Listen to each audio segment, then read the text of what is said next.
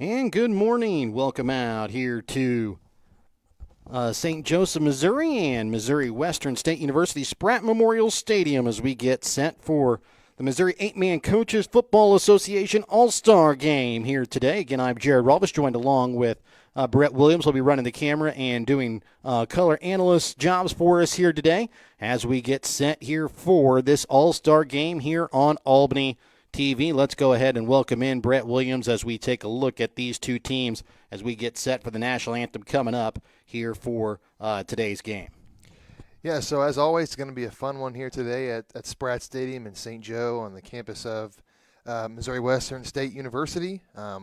As always, we have a red team and a blue team. They're all comprised of many seniors across Missouri eight-man football. This is just one more opportunity for these guys to put on the pads and play some football for one last time. Of course, some of them do have will be playing football at the next level, or at least something athletically, whether it be track or another sport. But yeah, for most of these guys, it's the last chance they'll get to play football together with their friends and former teammates, and certainly in an eight-man football setting. So it's good for the kids to get to be able to do this.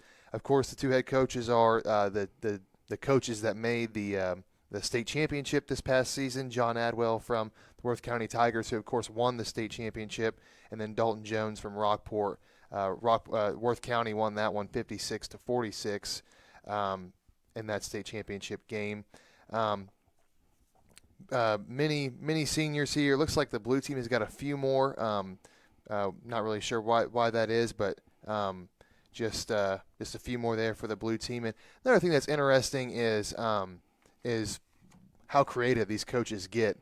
Sometimes you have coaches who maybe just have one or two guys who are super athletic and kind of everything kind of runs through them. Here we got a lot of good players. We were watching them kind of run through some of their offense, and looks like some of these guys have some tricks up their sleeves. So it'll be interesting to see what they pull out. We have combinations of players that we really don't get to see a lot. Most of the time they're going against each other, and today they'll be on the same team. So you're going to have a couple of kids that our teammates won't be today. I know talking with a couple of the Albany players, Shane Miller's really hoping that Jace Palmer's quarterback for a little bit and he's defensive line gets the opportunity to hit him. Hasn't really gotten a chance to hit him during practice or a game. So I just want to, tell them hello during the game, something like that, since they are both on separate teams today.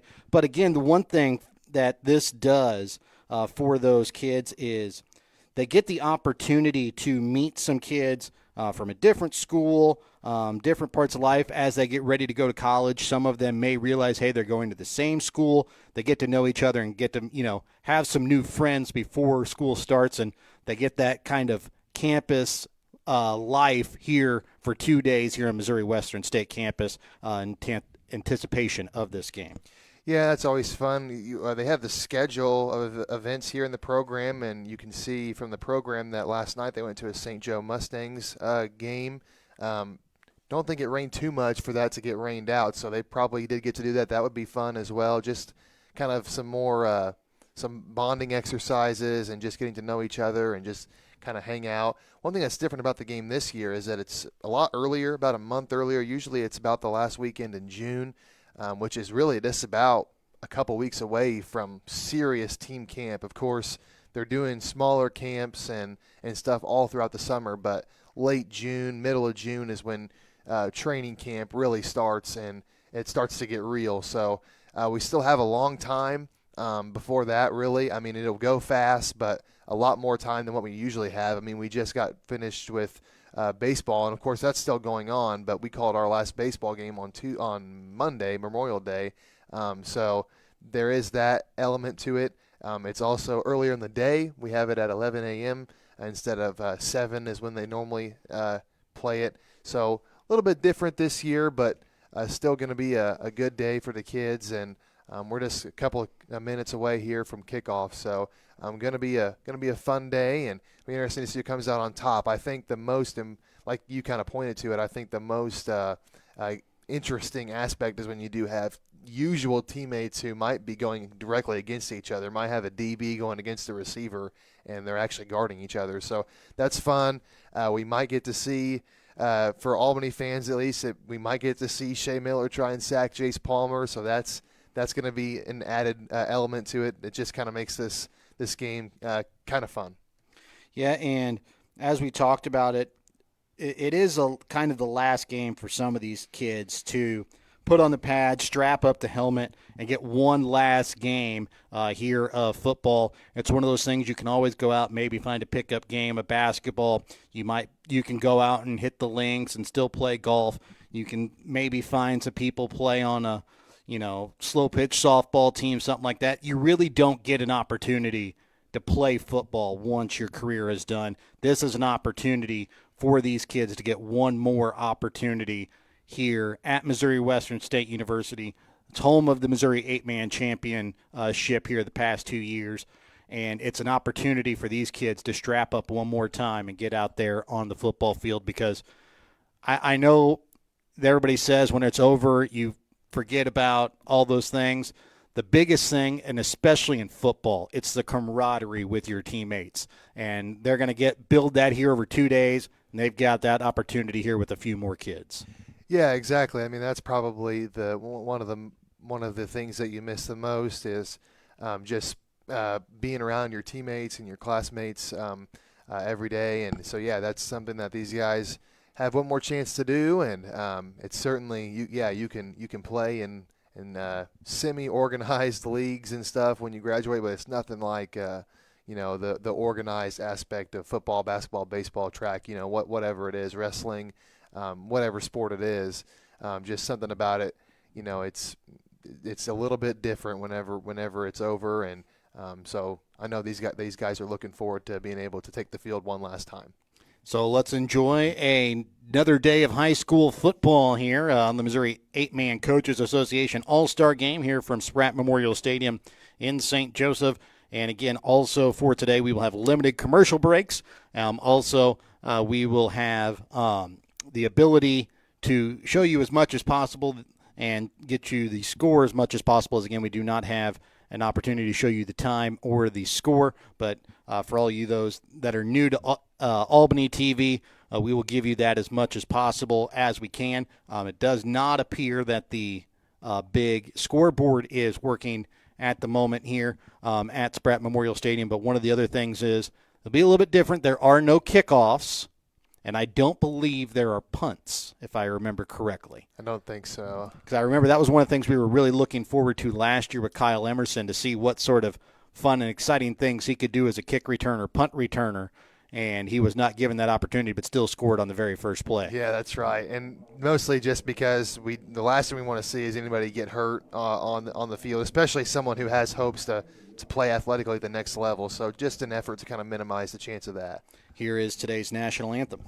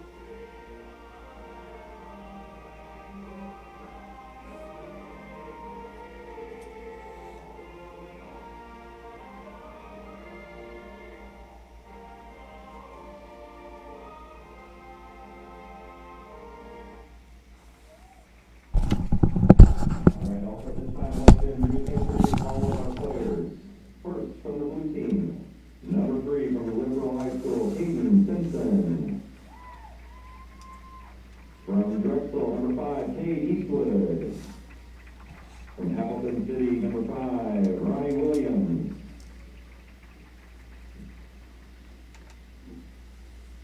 From Archie, number 7, Tanner Effenreed. From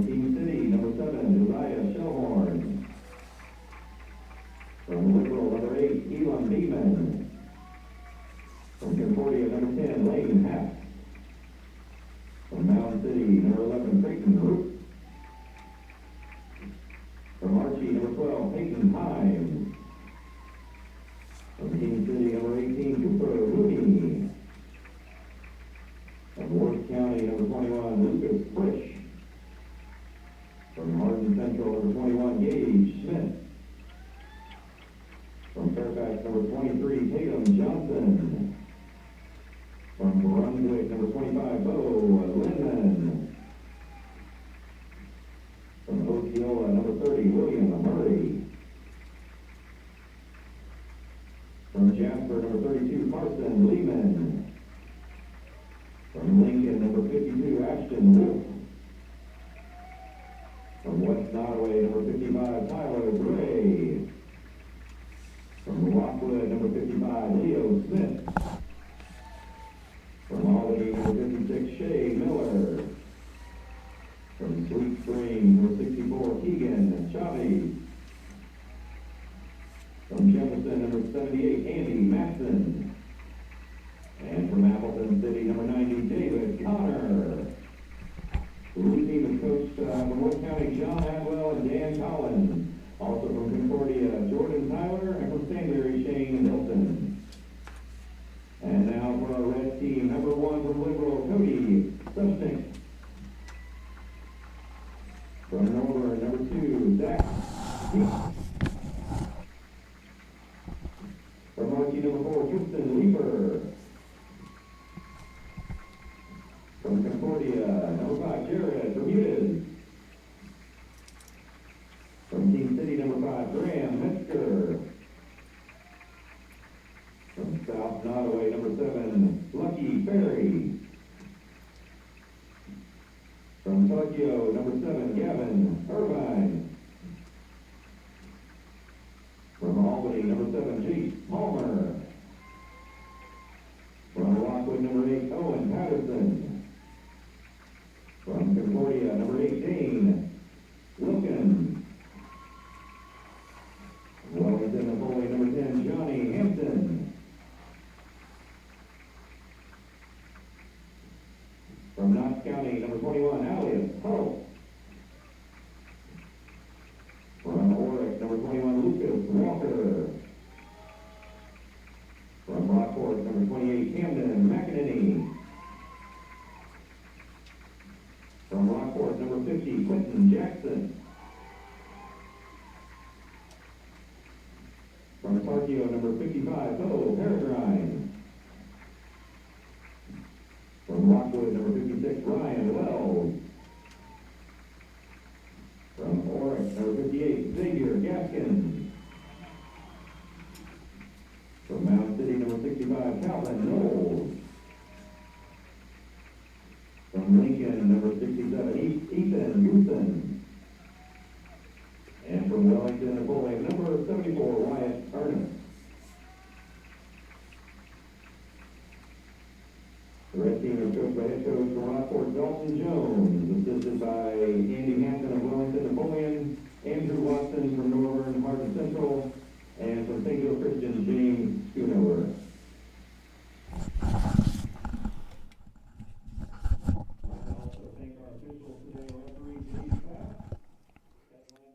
So again, those are the rosters here for today, and we will apologize if we screw up some names, some numbers. Some of the numbers are kind of hard to see from where we're located up here in the press box. Also, the fact that there are 5 number 7s on the field today is going to be a bit of a challenge. Yeah, number 7 must be a popular Lucky number 7. Yeah, that's the one thing about this that is always the case is the players get to keep their number, so that does kind of there is a high chance of the same numbers. So we'll do our best. And Brett, one of the things that I really enjoy about this game more than, just for what's going on down there for the players, it gives us an opportunity. We've heard about some of these kids all throughout their high school careers. We usually are stuck doing the Albany games, not stuck, but usually doing the Albany games every week. So we know a lot of the players from the GRC, some players from the 275. We don't get a chance to see some of those kids from the South and the East very much. So this is a good opportunity for us to hear and put names to some faces and really kind of, we've had the opportunity. We called the state championship 2 years ago here at Missouri State Western. So we've had an opportunity to see like the Tristan Leapers from Archie, but we have not had the good fortune to watch some of these other players like Dane Wilkins from Concordia is a big name that we've heard. Caden Simpson from Liberal is another name. You know, some of those kids that we haven't really had the opportunity to see in person, this is our opportunity to see them for the first time. Yeah, and we saw Tristan Leaper, like you said, a couple years ago at the state championship game. That was the first and only time we've seen him, and he really put on a show. So yeah, going to be excited to get to see him play once again. QB and DB from Archie. So it should be fun to watch him. And then, yeah, all those other guys that you mentioned, like you said, we don't get to see them play because Albany doesn't play them a whole lot. So going to be fun. That's another aspect of this that's really fun, is just getting to see players that you don't get to see a lot. And again, we apologize. We have asked for some name pronunciations. That doesn't mean they usually stick, but we do apologize if we have mispronounced anybody's name today. We try to do our best as much as possible. So as we get set here, I believe it is the blue team that will start out with the football. They will move from right to left here to start. Or maybe trying to figure out exactly who's starting out with the football. I believe it is the red team that will start out with the football. Yeah, it does. It does look that way. Again, no kickoffs, no punts, no special teams, so going to be a little different. And they will start out at the 25.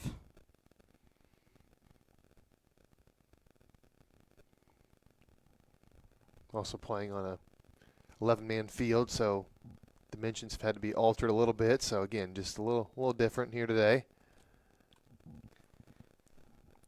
Taking the first snap here for the red team is Johnny Hampton from Wellington Napoleon. A handoff there that time goes to Tristan Leaper as he'll get out to about the 28-yard line, a gain of 3 yards on the first play of the game. Yeah, so that's another thing, is players might be used a little bit differently. Got some quarterbacks that are pretty athletic, and only one guy can be the quarterback, of course, so might get to see some different looks.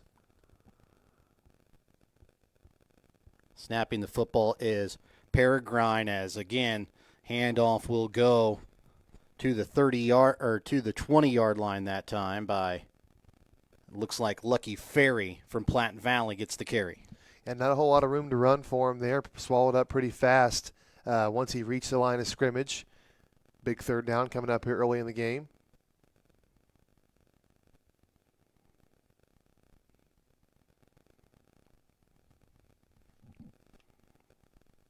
Two wide receivers out wide out, as Leaper out wide to the left, out wide to the right is going to be Cody Schuschneck. And looking to pass, looking for Leaper, and the pass is going to fall incomplete there on the coverage. That time looked to be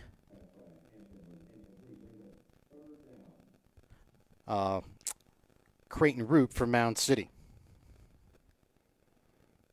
Yeah, Leaper and his quarterback just not on the same page there. Pass thrown before he even got turned around, and so now we'll have a fourth down. And because there's no punts, it looks like they're gonna go for it. They will punt it. I just don't think that there's going to be a return. That's right. Allowed. That's right.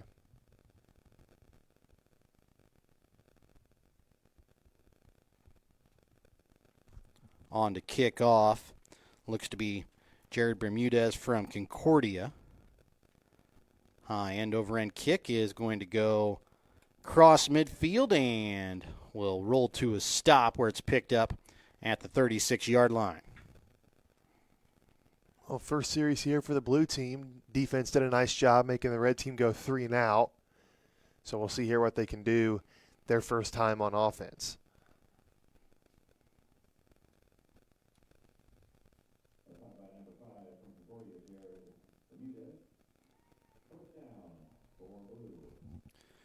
Take a look here at the starting quarterback here under center is going to be Elam Beeman from Liberal. Send a man in motion, looking to pass. Looking deep down the field, wide open, and making the catch. That time is Lane Haas from Concordia all the way down to the 10-yard line. Nice job there by Haas. Pretty simple route, just straight up the field, right down the seam, and a perfect throw to him there. A little bit of contact as he caught it, a little bit of a shove, took him down.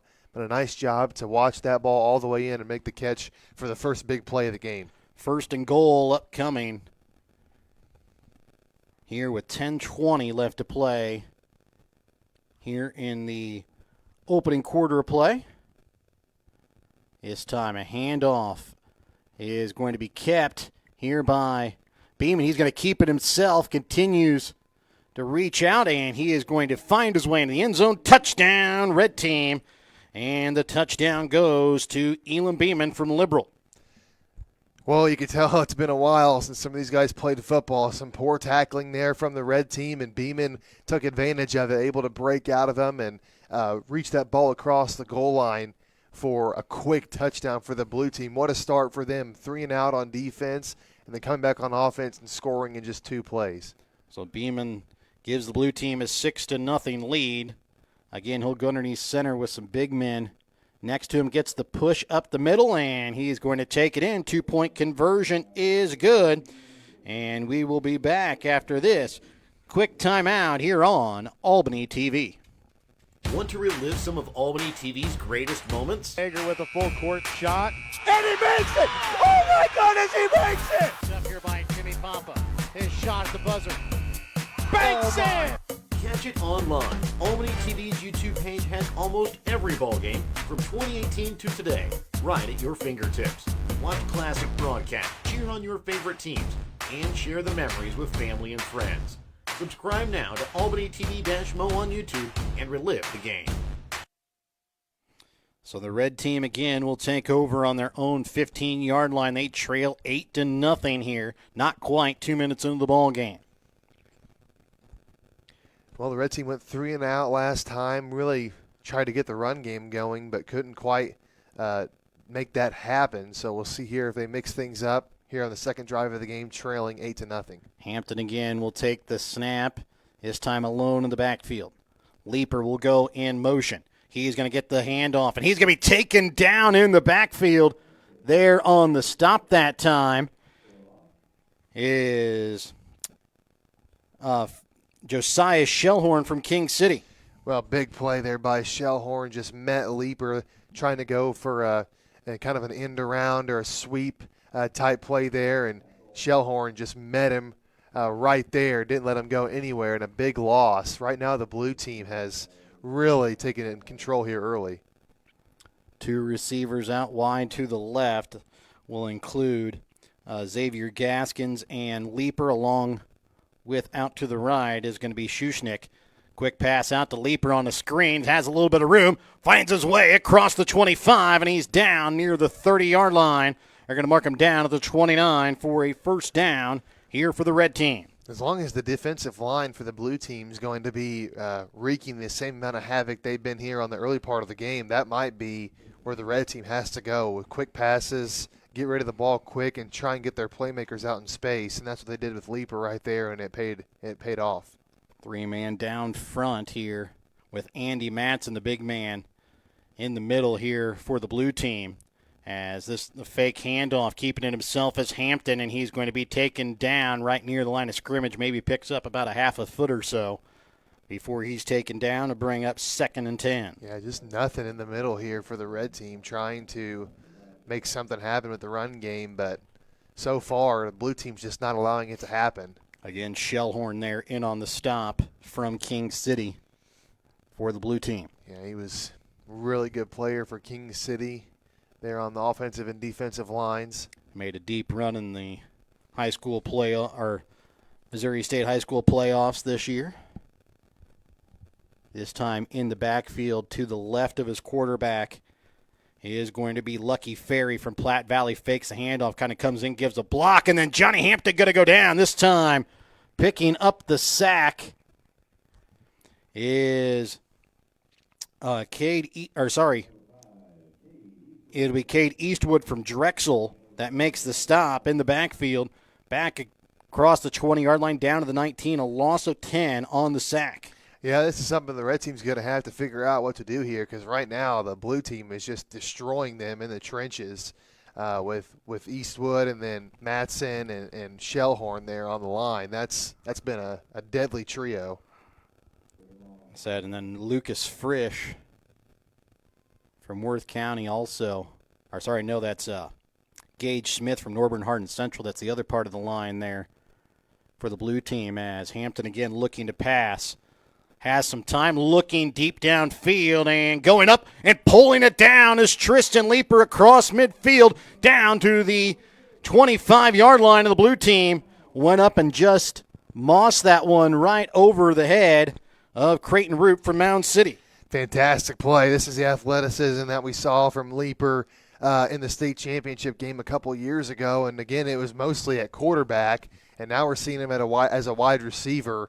And that's the mark of a true athlete right there. It doesn't really matter where you put him. They're going to make plays. And so far, Leeper's been the only source of offense for this red team. Two receivers out wide to the right, one out wide to the left. Again, Hampton alone in the backfield. See some pressure, quick pass out to Shushnik to the left, and he's going to pick up a few yards before he's taken down. A pickup of 2 brings up a 2nd and 8. 6:35 left to go here in the first quarter of play. Blue team leads 8-0.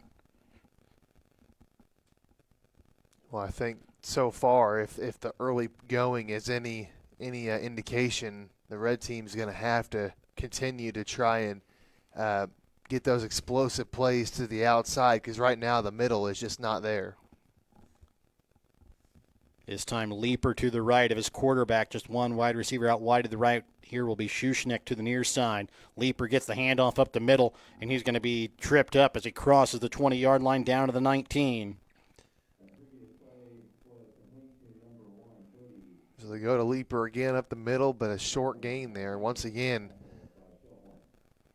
the run game up the middle has been difficult here for the red team, and that's a testament to the front of the blue team doing a great job here through the first half of the first quarter. 3rd and 4 upcoming here for the red team. 5:35 left to go here in the opening quarter. Shushnik out wide to the right, wide or tight to the left is going to be Xavier Gaskins with Lucky Ferry right behind him. Tristan Leeper to the right of his quarterback, again gets the handoff, sees some pressure, finds a hole, and he's going to pick up maybe about a yard or 2 on the play.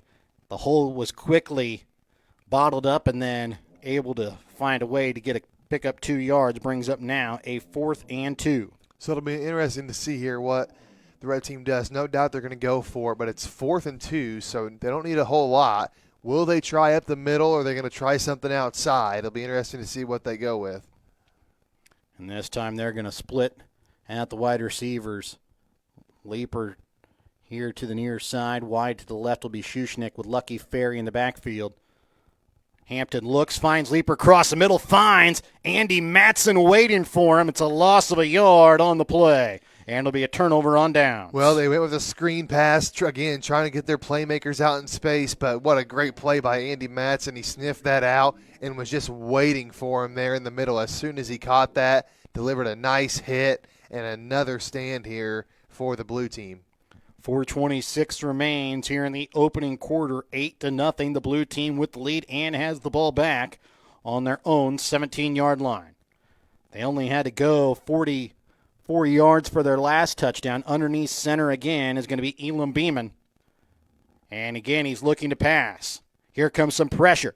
And he's taken down, thrown to the ground. That time there on the stop is Hummelt from Knox County as he makes the sack for a loss of about 4 yards. Yeah, well, the red team really needed that. They really needed a play like that on defense to kind of let the blue team know they're not going to be able to come out here and just throw on them every chance they get, because that's what happened last time. Got them deep down the field on the first play and then scored one play later.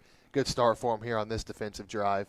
Sun now finally peeking out of the clouds here in St. Joseph. Had some rain earlier as Beeman will take the snap. He's going to run behind a blocker, and he's going to get back to the line of scrimmage, maybe pick up another yard. As, again, Elias Hunnell there in on the stop, that time for the red team. Short gain there. Now 3rd down and about 9 or so coming up next. So this is a chance that the red team can't afford to let go. It's definitely punt. It's definitely a punt situation if they get a stop here. It's a 3rd and 9 here from their own 18-yard line, with 3:05 left to play here in the opening quarter. Blue team already ahead here by the score of 8-0.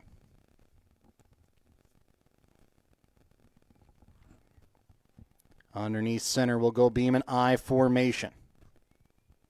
It'll be Johnson. As here comes some pressure. Beeman gets wrapped up, taken down there on the stop that time from the red team is Ethan Goosen from Lincoln. The 2nd sack here on the drive pushes them all the way back inside their 10 to the 7-yard line. Well, what a big play once again by the red team, finally starting to get some momentum here on their side. Big sack there and just a few yards shy of the goal line. So the blue team's going to have to punt deep in their own territory here. 4th and 21 on to punt this one away. That time is Walker from Orick. As he punted that one away, the red team will take over on their own 35-yard line. Well, now the thing for the red team is going to have to be just that was Gage Smith on the punt that time for the blue team. Getting something going here offensively. So far, it's mostly just been shots down the field to Tristan Leeper. They had the one deep pass down the field, and then they had the screen pass where he got about 15 or 20 yards. They're going to have to try and find some source of offense that's reliable that they can try and get going for the rest of the game. Well, the red team is going to make a change here. They're going to put Jace Palmer from Albany in at quarterback here. Schuschnigg out wide to the left. Tristan Leeper out wide to the right. Ferry in the backfield as well. In motion comes Leeper. And on the option going down in the backfield is going to be Palmer as he's hit. As there on the stop is Smith along with Lane Haas from Concordia. Yeah, I mean, there's just not much else to say other than the fact that the blue team is just dominating the red team in the trenches. The defensive line for the blue team has just given the red team fits, and whenever you can't block, I mean, it's hard to do anything. You got to get rid of the ball quick, but even that's tough. This time, Leeper as well as Gaskins will go out wide to the left. Wide to the right will be Schuschnigg. Palmer alone in the backfield will take the snap. Quick pass out to Leeper. On the screen pass, he gets wrapped up and thrown down. Josiah Shellhorn, another loss of 2 yards here on the play for the red team. See, that's exactly what they did. They're trying to get rid of the ball quickly, but even the DBs are doing a great job of staying with their man, and then when they have a chance to tackle them in the open field, bringing them down. So far, the red team has not been able to find any consistent offense here, and now they have 3rd and long coming up. 3rd and 16 with about 30 seconds left to play here in the opening quarter. Could very well be the final play here of the first quarter upcoming, as they're going to put Lucky Ferry in the backfield along with Jace Palmer. Not too often you see 7 and 7 next to each other in the backfield, with Leeper in as the wing back, as Palmer looking to pass.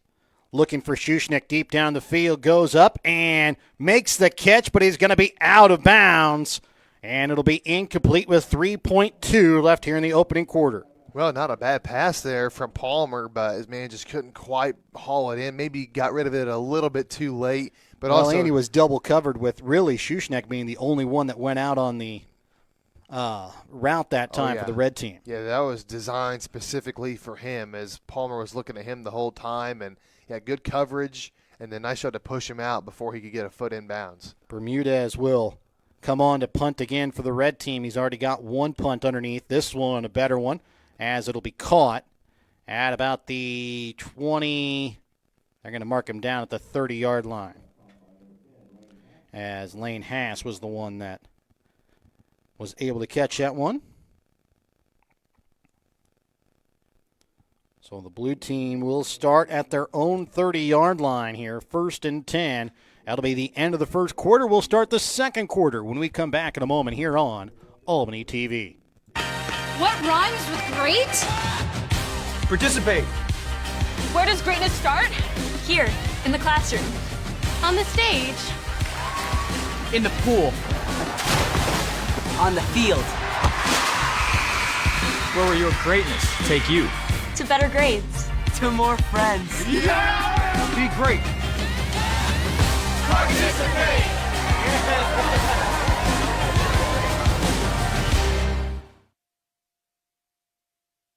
The Missouri State High School Activities Association is celebrating 100 years of student activity excellence.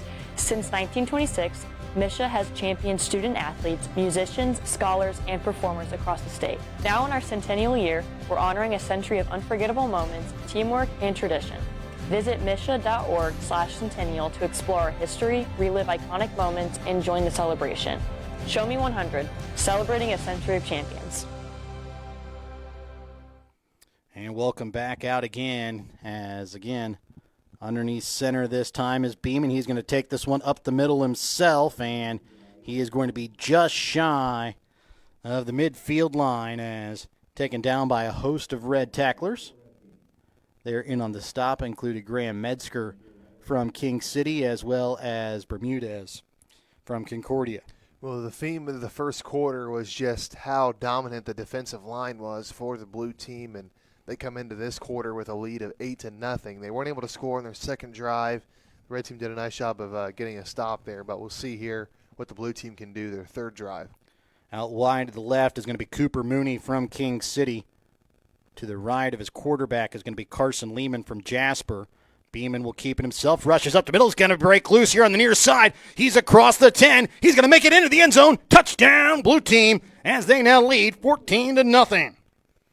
Great blocking there. They got a nice block up the middle on one of the linebackers, and that really cleared the way there for that run to go all the way in for a touchdown. Once again, the trenches there for the blue team is what got him into the end zone.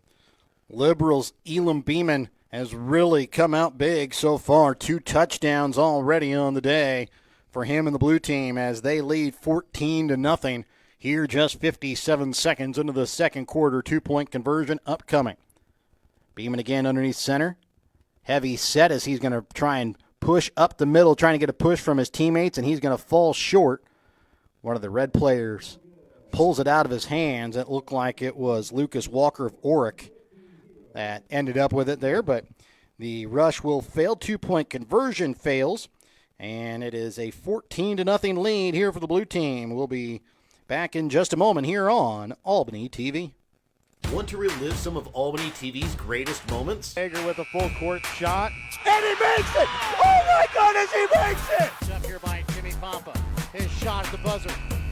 Banks in!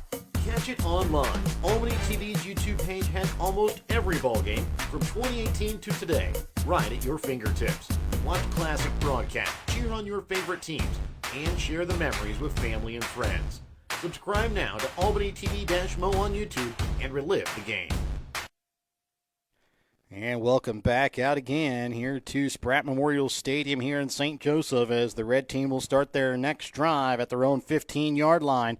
They were able to get the ball down the field but ended up turning the ball over on downs.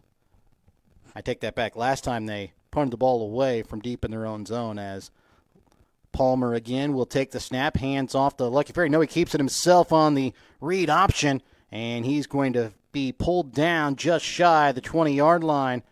There on the stop that time, Lucas Frisch from Worth County. Also on the stop, Tyler Gray from Nottoway Valley. A flag, though, down on the play. We'll see if that's going to push the red team back here, and it will, as a hold, is going to push them back to their own 10-yard line. Yeah, the red team's really been struggling to create space for their ball carriers and going to get called for holding there and sound like a broken record, but that's going to definitely be something that they're going to have to to adjust or just make a change going forward if they don't have any chance to make this comeback. Actually put them down at the 18-yard line. It'll be a 1st and 17 here for the red team. Is alone in the backfield here. It is going to be Palmer. Looking to pass, finds his man. Leaper coming right out of his route, able to juke out his way out of one tackle and ends up a yard short of the first down yard marker.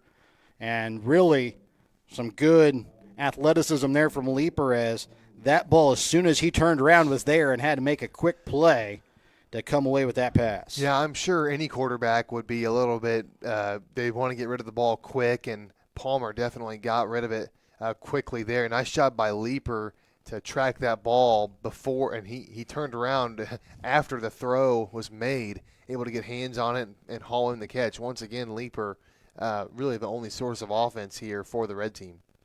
2 wide out to the right, 1 out wide to the left. It's going to be Schuschneck.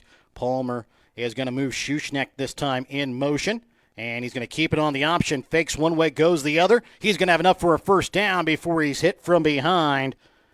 As they're on the stop, that time is going to be Gage Smith from Norburn Hardin Central, but not before Palmer gets a first down to the 29-yard line. I do think that was supposed to be a handoff, but the snap was low and the timing was off there. That's another thing about this. I mean, they've had a couple of days of practices to try and get some chemistry built up, so you do see sometimes players not on the same page. Lucky Ferry to the left of his quarterback, Chase Palmer. Wing back to the right is going to be Tristan Leaper. Low snap, and Palmer picks it up off the ground, loses it, picked up in midair, and taking it back to the house for a touchdown. That time is going to be Cade Eastwood from Drexel, but a penalty flag is down near the spot of the fumble. Yeah, let's see what that is. This is a big call coming up here.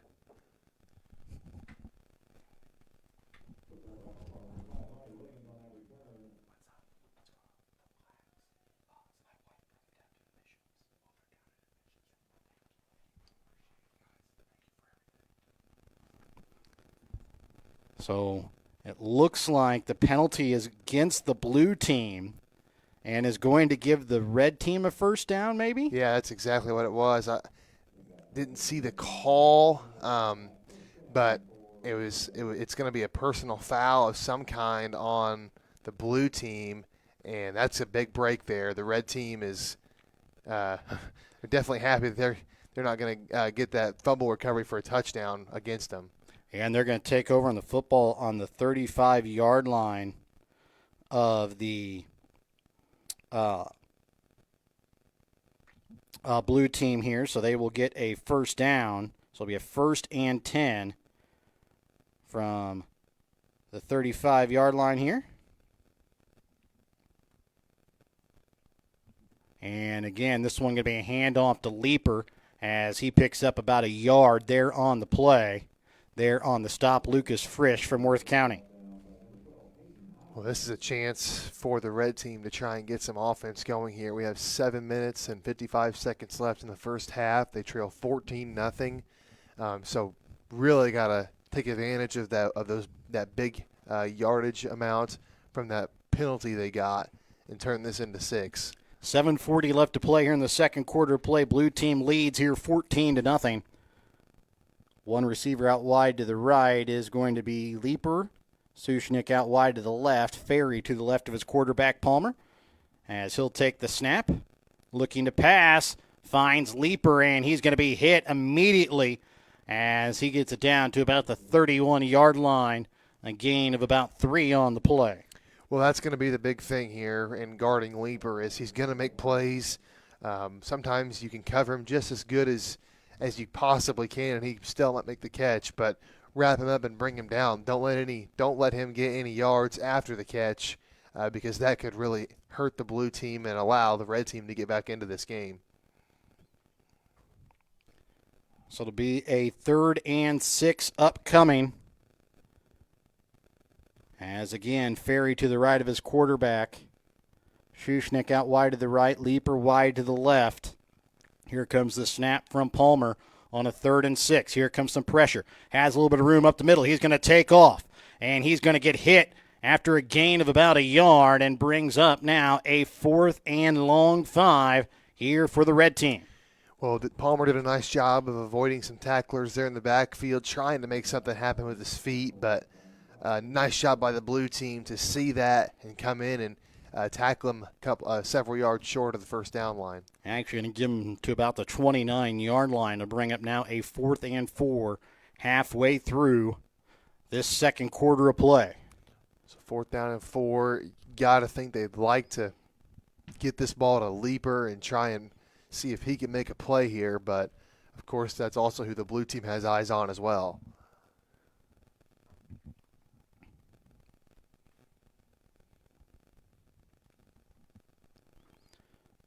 One receiver left, one receiver to the right. Palmer, hands off to Ferry, now fakes the Leaper, and he loses it on the exchange. I think they were going to try and go for a wide receiver pass, and it's going to fall incomplete at the 35-yard line. I think they were going to be a blue team first down. I think they were going to try to throw it to Palmer, who was wide open, and if he caught the pass, that might have been a touchdown, but just a little bit of trouble there on the transfer and a huge missed opportunity for the red team because I think that play was going to work. It's all the way down to the 35-yard line. Blue team will take over offensively. And Beeman will hand this one off. It'll be a gain of about 2 yards there on the play. That time on the carry was Tatum Johnson from East Atchison. All of these games that since we've started calling them have all usually been pretty close. The blue team now with a chance to go up 3 possessions and just over 5 minutes to go here in the first half. They could potentially run away with this thing if it keeps going the way it has. So underneath 5 minutes left to play here in this second quarter. Taking the snap here will be Elam Beeman, already with 3 rushing touchdowns on the day. Flips this one out, and it's going to be fallen on that time by Carson Lehman from Jasper. I think trying to see whether they called that a forward pass or a fumble. Looks like they're going to call it a fumble. It'll be a loss of a yard. Yeah, that was kind of weird. I thought the same thing. That might have been an incomplete pass, but on the field it was called a fumble. So fortunate there for the blue team that they weren't able to, or that they didn't surrender that ball. I'm sure they might have been clamoring for an incomplete pass if they hadn't have fallen on it.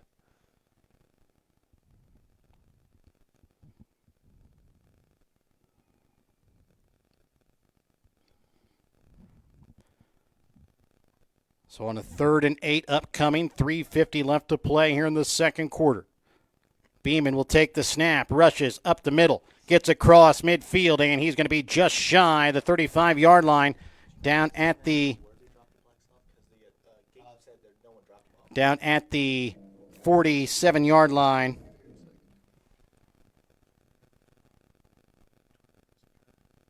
Is that right now? Mm-hmm. Okay, so they're almost here. Yep. So it'll bring up now a 4th and about 2 upcoming here for the blue team. A timeout taken with 3:27. We're back after this timeout here on Albany TV. The innocence of youth. Is there anything any better? But soon they'll be in high school and facing all the same challenges you faced. How to make friends, how to fit in, how to be cool. We want our children to have everything they'll need to live fulfilling and productive lives. Make sure the kids in your family are among the more than 290,000 participants here in Missouri who take part in high school sports or activities.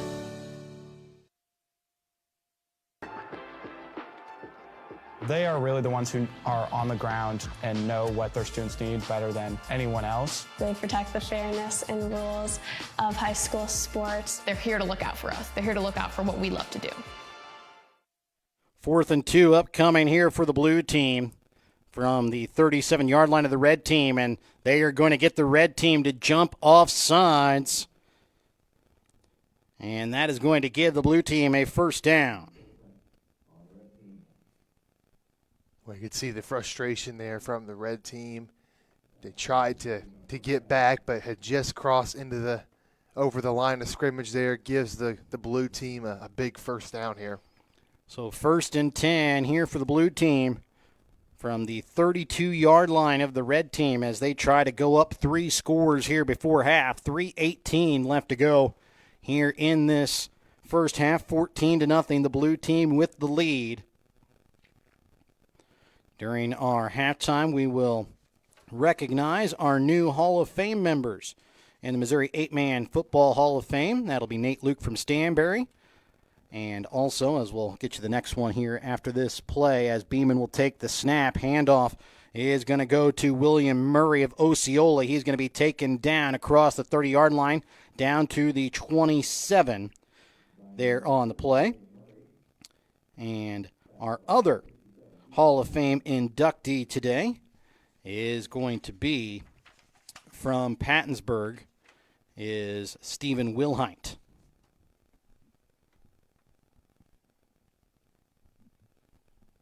Well, looks like just 2 minutes and 40 seconds to go left here in the first half. So blue team trying to be smart about this and not leave the red team much time before the half expires. Try and keep them scoreless here for a whole half. So to bring up a 2nd and 5 upcoming, Beeman will flip this one off. Back to Beeman on a pass. He's going to break through a couple of tackles. He's going to be across the 20-yard line, enough for a first down and then some as he's down at the 19. Well, that play looked like it was maybe going to get swallowed up. They just got rid of it back to Beeman, and he was able to find some space. Again, another first down here. 2 minutes to go now here in the first half. Looks like the blue team might be able to manage this clock just right and not give the red team any time to score before half. At that time, it was a handoff to William Murray from Osceola, and then he threw it back there to Elam Beeman. That's one of the things of having a couple of different quarterbacks on each team. You're never certain who is the most dangerous person. Beeman to take the snap again. Hands this one off up the middle. And it is Tatum Johnson from East Atchison that brings it across the 15 down to the 14-yard line.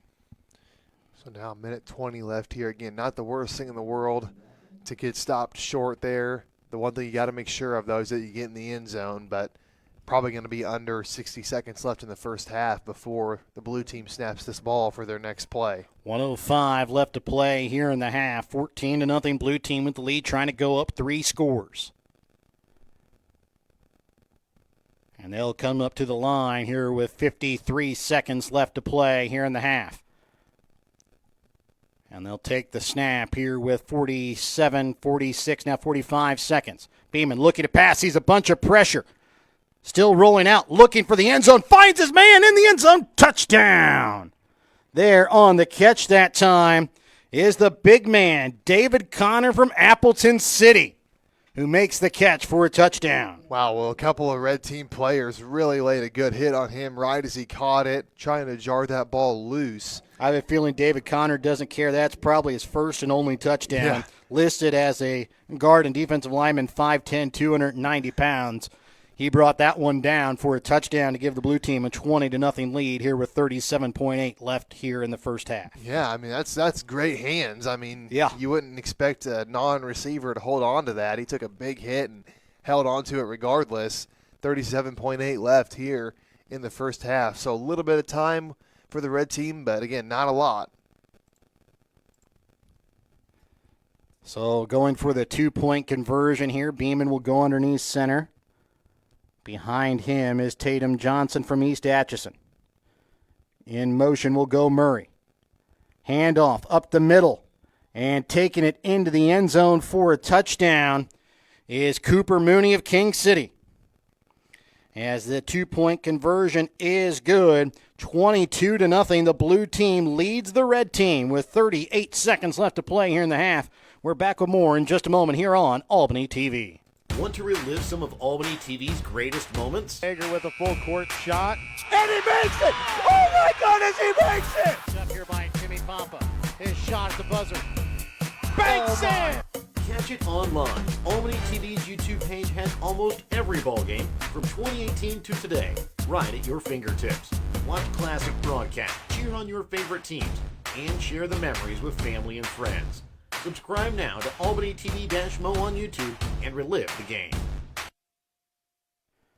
22-0. Blue team has the lead. Red team with the ball with 37.8 left to play here in the half. Back in at quarterback here is going to be Johnny Hampton from Wellington Napoleon. 3 receivers wide to the right, 1 receiver to the left. Looking out to the left, intercepted! And it is brought in. There on the interception that time is Creighton Roop from Mound City. Wow, that was the one thing you didn't want to have happen if you're the red team, was a turnover, because now with 33.3 seconds on the clock, the blue team has a chance to score once again before halftime. They'll have it at their own, or at the red team 35-yard line for an opportunity to try and go up 4 scores and really put this game away. Yeah, it would take, if they were able to score again, it would take quite an effort for the red team to be able to come back. Of course, not impossible. You can put up a lot of points very quickly in 8-man football, but it would take an amazing comeback. Underneath center is Beeman I formation, looking to pass. To his right, looking at time for Mooney, and the pass is going to fall incomplete. He took a hit. Wow, yeah. But it falls incomplete. Yeah, kind of a big hit there for Mooney on a pass that I don't think he was ever going to be able to haul in there, but he looks like he's good. He's popped right back up. That's one thing about Mooney. He's taking some big hits, but he's always popping right back up. He's got a great attitude from everything we've seen, and he showed that there. As one of the members of the GRC West that we've had the opportunity to call quite a few of his games over the past few years. Beeman will take the snap in the shotgun formation. Steps up in the pocket, looking deep, finds his man, and he is going to be taken down at about the 10-yard line there on the catch that time. Is going to be number 5. We'll figure out it'll be Ronnie Williams, the tight end from Appleton City, that comes away with the catch. As a timeout going to be called here by the blue team with 20 seconds left, and it'll be a 1st and goal upcoming. Yeah, still 20 seconds left to go, so plenty of time here for the blue team to really extend this lead and, again, put this in a position where the red team would have to put one of the more crazy comebacks we've seen in an all-star game or just in a regular game to be able to come back and win this one. So kind of a big ending to the first half that we have here. So it'll be a 1st and goal here for the blue team. They lead 22-0. Trying to go up 4 scores here in this first half. Remember, during halftime, we'll have the induction of the new Missouri 8-man Coaches Football Association Hall of Famers, Nate Luke from Stanberry, as well as Stephen Wilhite from Pattonsburg. They'll join some pretty good company as well. We'll go over that during halftime as well. Beeman in the shotgun will take the snap. Here comes the pressure, rolling out to his right. Finds his man, gets a block, and he's going to make his way into the end zone. Touchdown. It's Caden Simpson from Liberal that takes it in for the score. Yeah, this has just been complete dominance from the blue team in the first half. Again, I think in most, if not all of these games have been pretty close that we've called the past several years. I said last year got a little out of hand at the end. It was 42-24. Okay. But then, I think the biggest lopsided game that I'm seeing is 24-0. That was back in 2016. But, other than that, everything is within about 20 points of each other right now. It is a 28-point difference. Handoff up the middle. No, it's going to be a fake out to the right, taking it into the end zone for a touchdown. On the 2-point conversion is William Murray of Osceola, and it is a 30-0 lead here for the blue team. Yeah, we've certainly never had a game that were a regular season game would be a running clock game, but we might have that. I don't think we'll have a running clock here in this game. We won't run the clock for this one, but it would be at the threshold for that. We've certainly never had that, and this one is 30-0 here before halftime. So big adjustments and a lot of talking will have to be done by the red team going into the halftime break. So red team will have the ball back here with 11.8 left to go here before halftime. We'll see what they elect to do. Last time they tried to throw it deep. This time it's going to be a handoff up the middle to Lucky Ferry, and he's going to pick up about 5 yards there on the play, and that is going to do it for the first half, as the red team will end it here with trailing the blue team by a score of 30-0. We'll be back with your halftime as we get set for the Hall of Fame inductions of Stephen Wilhite of Pattonsburg and Nathan Lucas Stanberry when we come back in a moment here on Albany TV. Want to relive some of Albany TV's greatest moments? Hager with a full court shot, and he makes it! Oh my goodness, he makes it! Up here by Jimmy Pompa. His shot at the buzzer. Banks it! Catch it online. Albany TV's YouTube page has almost every ball game from 2018 to today, right at your fingertips. Watch classic broadcasts, cheer on your favorite teams, and share the memories with family and friends. Subscribe now to Albany TV-Mo on YouTube and relive the game.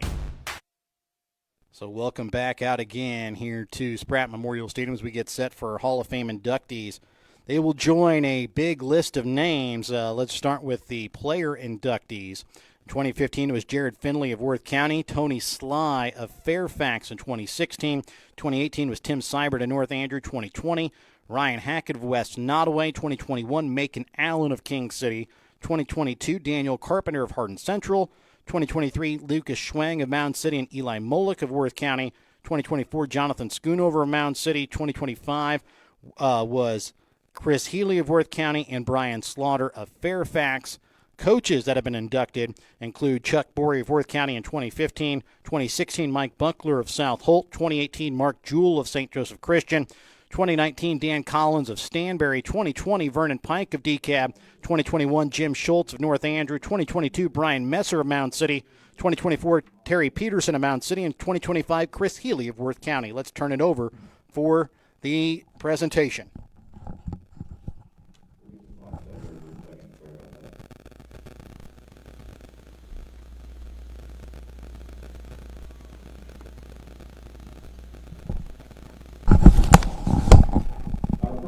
Inductee this year from Pattonsburg, Stephen Wilhite.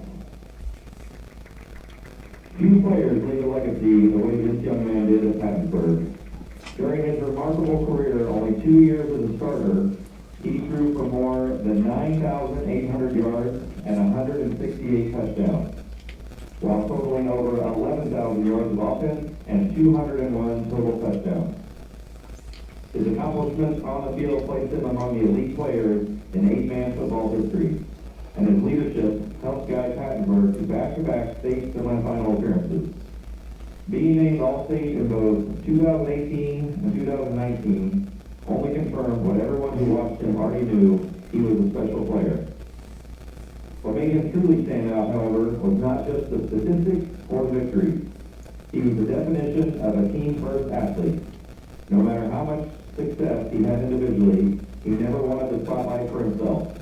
He constantly praised his teammates, coaches, and everyone around him for the success the team achieved together. While others talked about his incredible numbers and talent, he would simply shrug it off and say, "I just throw a football." He represented Pattonsburg with class, toughness, and leadership every single day.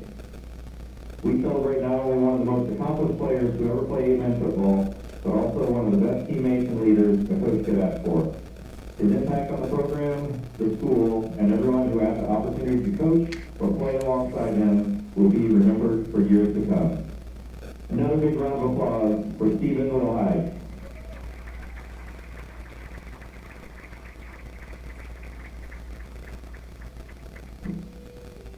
Our next inductee from Stanberry, Nate Luke. 2014 graduate of Stanberry High School. He established himself as one of the most accomplished football players in the history of Bulldog athletics.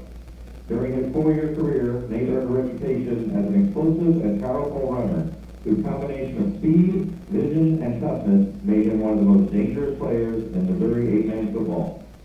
Nate was named the 2012 Missouri 8-man Player of the Year, earning first-team All-State honors 3 times as a running back, and was a 2-time All-State linebacker.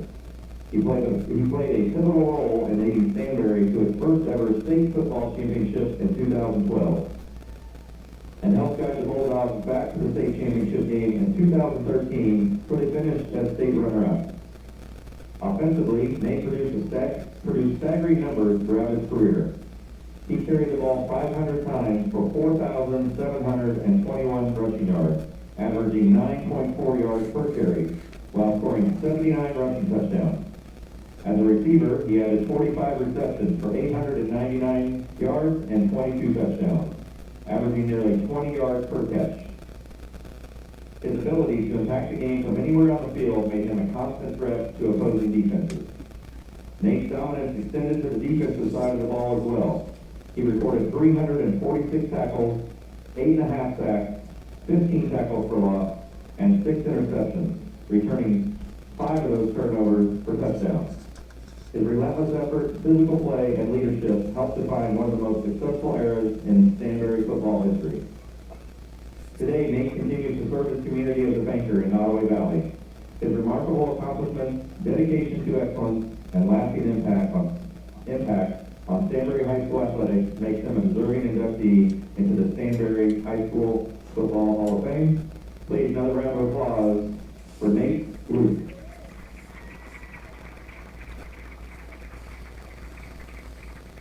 On behalf of the Missouri 8-Man Football Coaches Association, we'd like to congratulate both individuals as their induction into the Hall of Fame. Congratulations.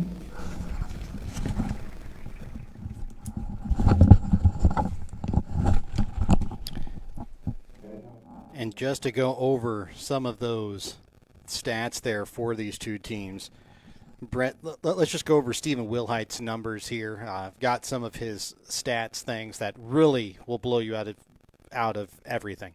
So his honors were he was a News Press Now 8-Man Player of the Year here in St. Joe for 2018 and 2019, the only 2 years that he was a starter for Pattonsburg.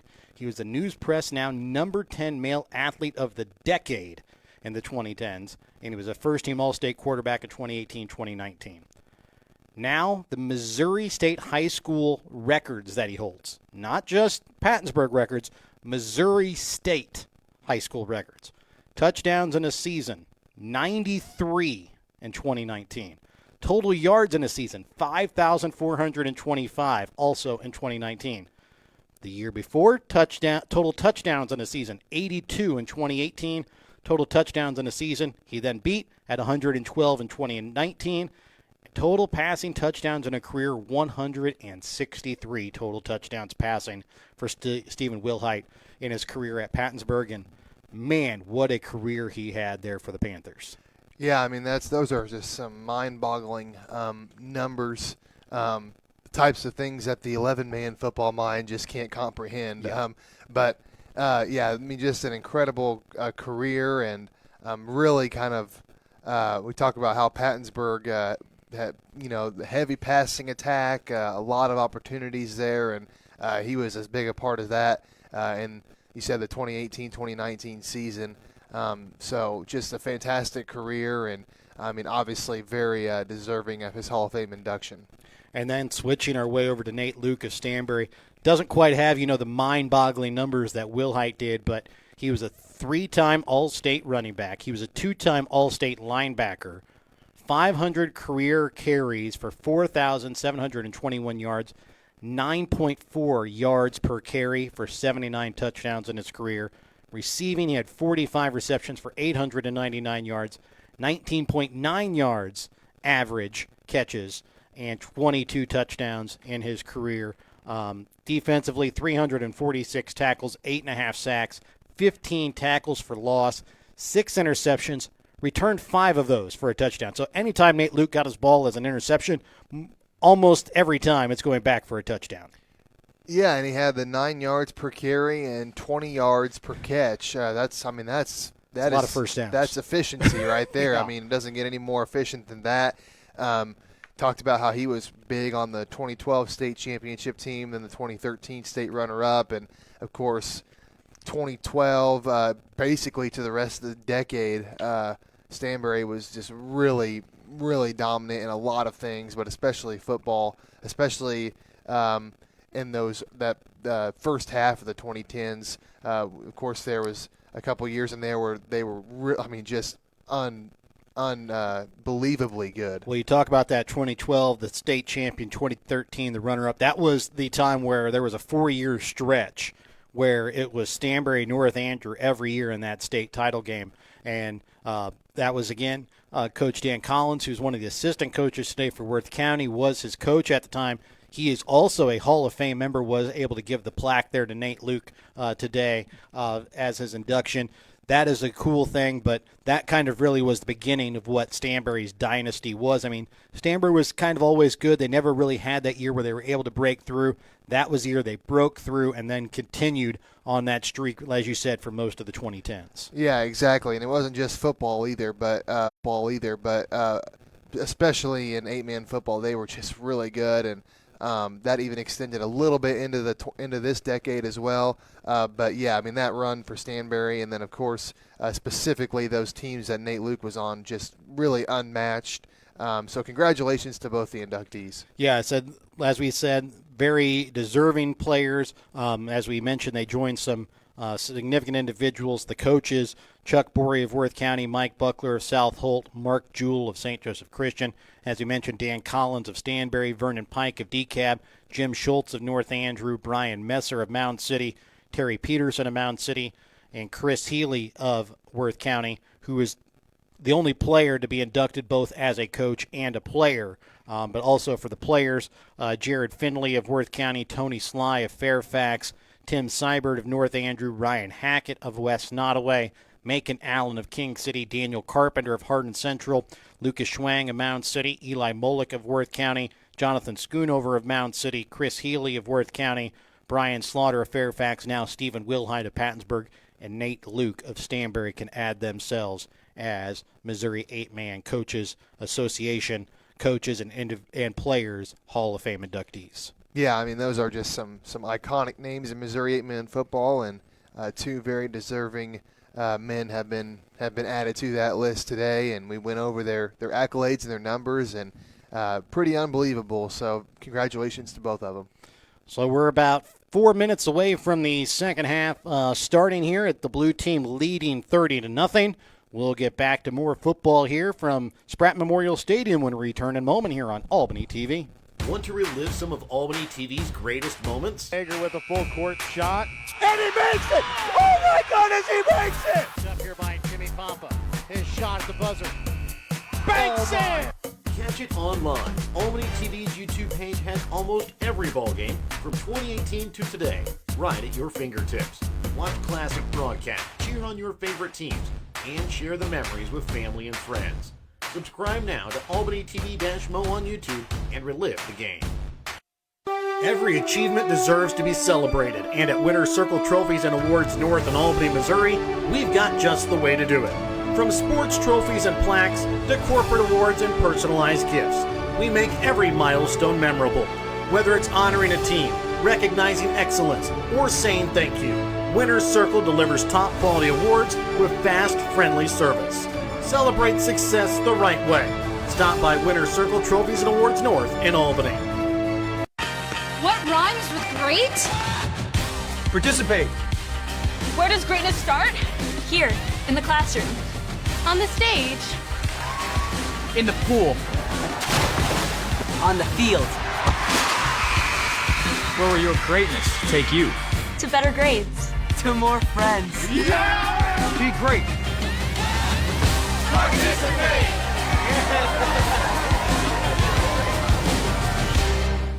The Missouri State High School Activities Association is celebrating 100 years of student activity excellence. Since 1926, MSHSAA has championed student athletes, musicians, scholars, and performers across the state. Now in our centennial year, we're honoring a century of unforgettable moments, teamwork, and tradition. Visit misha.org/centennial to explore our history, relive iconic moments, and join the celebration. Show Me 100, celebrating a century of champions. Attention all former athletes and sports fans. It's time to get back in the game. Become an official. It's a great part-time income and you get back in the game. Start today by finding out how. Contact the Misha office by calling 573-875-4880 or visiting misha.org. Welcome back out again here to the Missouri 8-Man Football Coaches Association All-Star Game. Let's go ahead and take a look at some stats from the game, starting with the Blue All-Stars passing. Elam Beeman, 4 for 5 for 83 yards, 2 touchdowns. Carson Lehman, 1 for 1 on the day for 8 yards rushing. Elam Beeman, 7 carries, 56 yards, 2 touchdowns. Tatum Johnson, 2 carries for 7 yards. William Murray, 1 carry for 5 yards. Carson Lehman, 1 carry for no yards. Receiving, Lane Hass, 1 catch for 34 yards. Ronnie Williams, 1 catch for 25 yards. David Connor, 1 catch for 14 yards and a touchdown. Caden Simpson, 1 catch for 10 yards and a touchdown. Elam Beeman, 1 catch for 8 yards. For the red team, offensively, Johnny Hampton, 4 for 6 through the air for 56 yards and an interception. Jace Palmer, 3 for 4 through the air for 17 yards. Rushing, Tristan Leeper leads the way, 6 carries for 5 yards.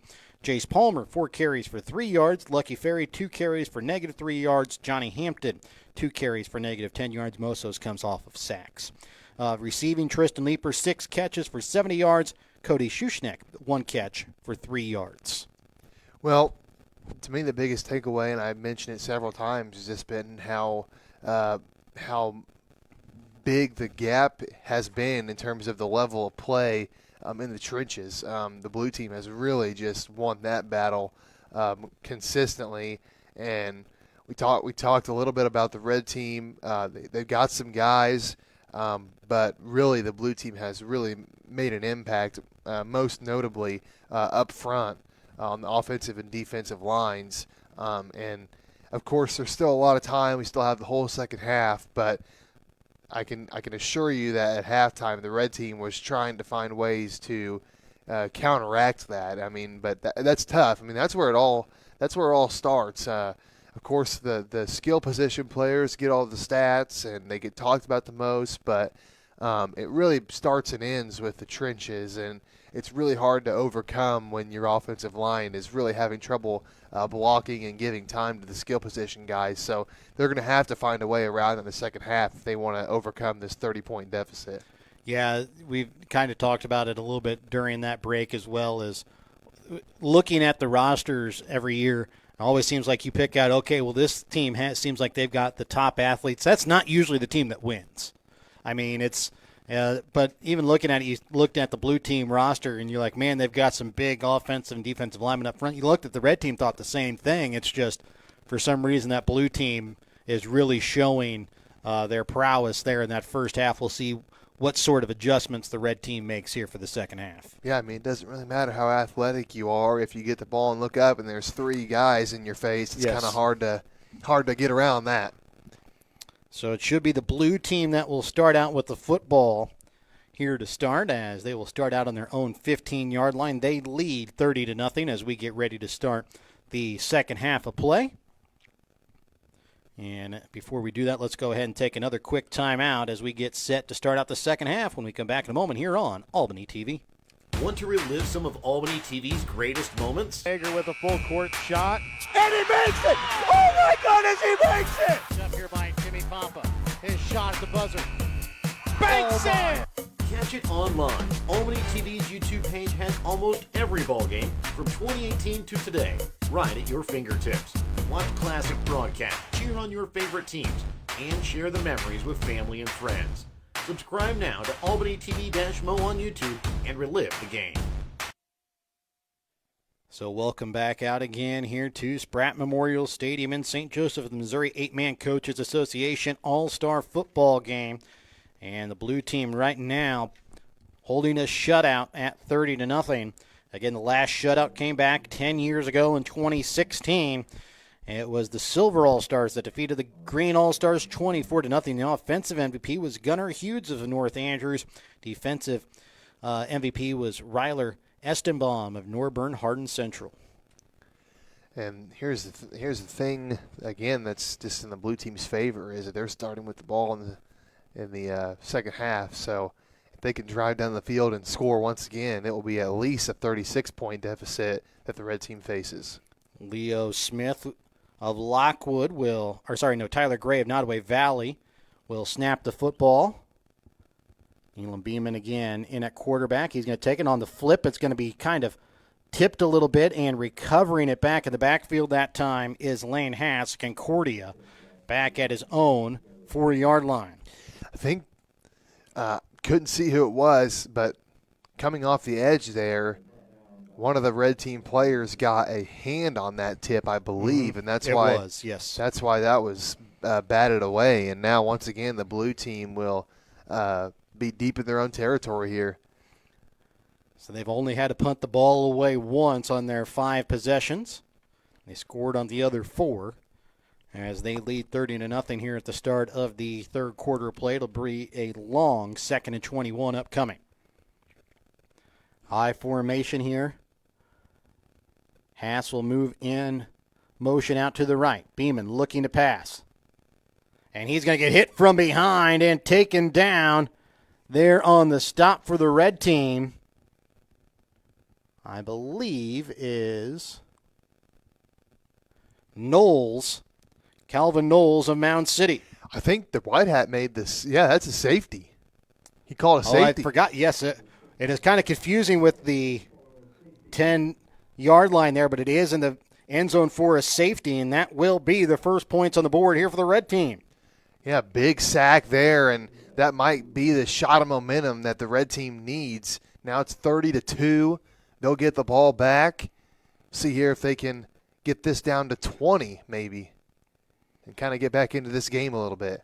We'll see at what spot they start with the football. Usually it's at the 15-yard line, but after a safety, I don't know if they'll move it up or not anymore. Looks like they are. They're going to put them at the 25-yard line.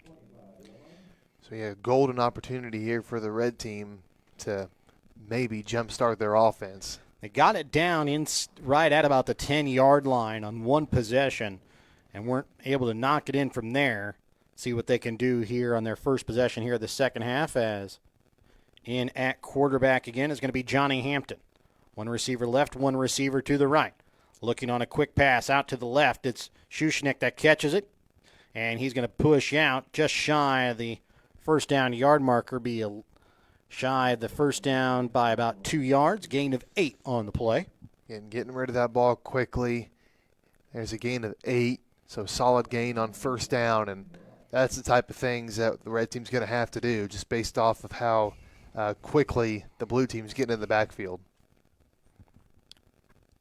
Out wide to the left will be Shushnik. It will be Lucky Ferry to the right of his quarterback, Hampton. Ferry will take the handoff, and he's going to be met at the line of scrimmage and taken down by Josiah Shellhorn of King City. The blue team's just completely taken away the middle of the field. The red team simply just can't get the ball up the middle, and they've been kind of stuck in that situation for the whole game. Andy Matson is going to come off the field, so that might open things up a little bit here. We'll see on this 3rd and short what they do. Be a 3rd and long 2 upcoming for the red team. Shushnik will line up wide to the right. Leaper wide to the left. And again, Lucky Ferry in the backfield along with his quarterback, Johnny Hampton, maybe being used as an extra lineman. This time, taking off himself, Beeman. He's going to get hit right at the line of scrimmage there. On the stop that time is, again, Gage Smith and Norburn Hardin Central. It'll bring up a 4th and 2 now. Big 4th down coming up. We talked about how big of an opportunity it was for the red team. They're down 28. If they could get in the end zone and convert the 2-point conversion, that would make it 30-10, and then you're kind of back into the game. But if they can't convert this 4th down, you give the ball back to the blue team on their side of the field. So a big 4th down coming up. The red team did put in Jace Palmer momentarily at quarterback for 2 drives, but they've gone back to Johnny Hampton. One receiver out wide to the right is Shushnik. Lucky Ferry to the left of his quarterback. Low snap. Penalty flag will fly. prior to the snap. And it's going to be a false start called here against the offense. Wow, that's a big mistake there by the red team. They'll push them back to their own 28-yard line and to bring up now a 4th and 7. And we'll see if they go for it here down 28 or if they'll punt it away. I have a feeling they will go for it here as time now underneath 9 minutes left to play here in the third quarter. I was a little unsure, but I think they're going to try and that's a risk worth taking. Leaper out wide to the right, Schuschnigg out wide to the left, Ferry to the right of his quarterback, Hampton. And they're going to get the defense to jump offside, but also the offense, the wide receivers went as well. And we're going to see if maybe it was the defense that got the receivers to go off. So I think that's what the referees are going to come chat about, whether it was the defense that made the wide receivers jump or not. And that's exactly what the call is going to be. It's going to be encroachment on the defense. I don't really know what happened there. Usually, if you can, as long as you don't cross the line of scrimmage, you don't get the flag. But flag is thrown there. The defense definitely jumped first, so that must have just been what they went with. And now it's right back where they started, 4th and 2. 8.5 left to play here in this third quarter. It's a 30-2 lead here for the blue team.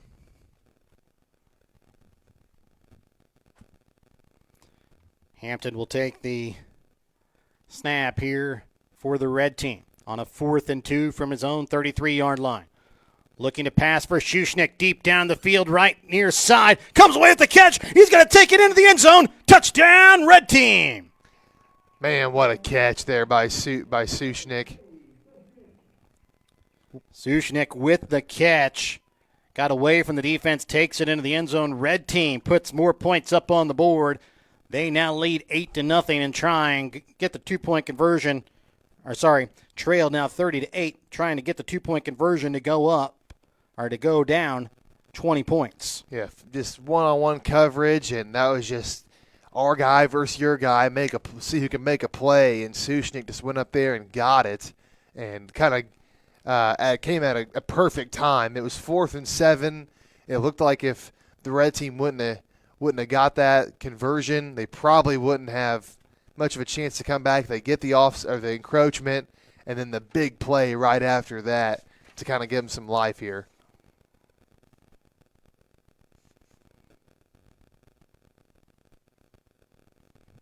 And now a fumbled snap on the 2-point conversion is going to be recovered here by the blue team. As it's Smith again from Norburn Hardin Central. Gage Smith that comes away with the recovery. And it'll be a 30-8 lead. 8 minutes left to play here in this third quarter. We're back with more in a moment here on Albany TV. The innocence of youth. Is there anything any better? But soon they'll be in high school and facing all the same challenges you faced. How to make friends, how to fit in, how to be cool. We want our children to have everything they'll need to live fulfilling and productive lives. Make sure the kids in your family are among the more than 290,000 participants here in Missouri who take part in high school sports or activities.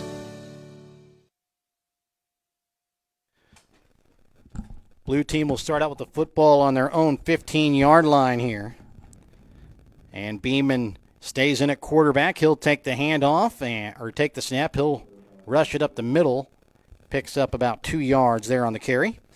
Well, one of the biggest things you can do is if you're up pretty big and the other team finally gets some life, if you can respond right back, it kind of takes that life right back out of them. So we'll see here what kind of response the blue team has after the red team finally gets on the board.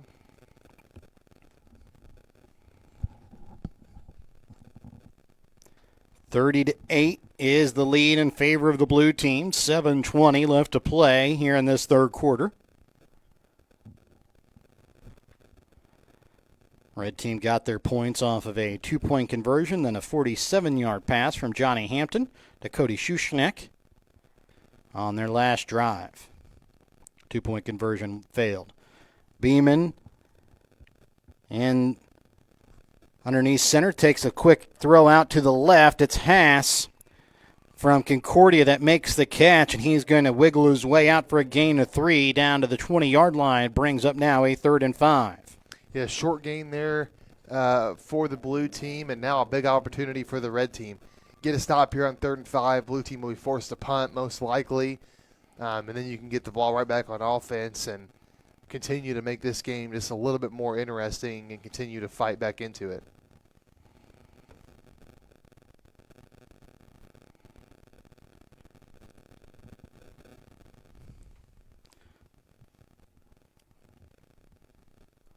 So it'll be a 3rd and 5 upcoming here for the blue team.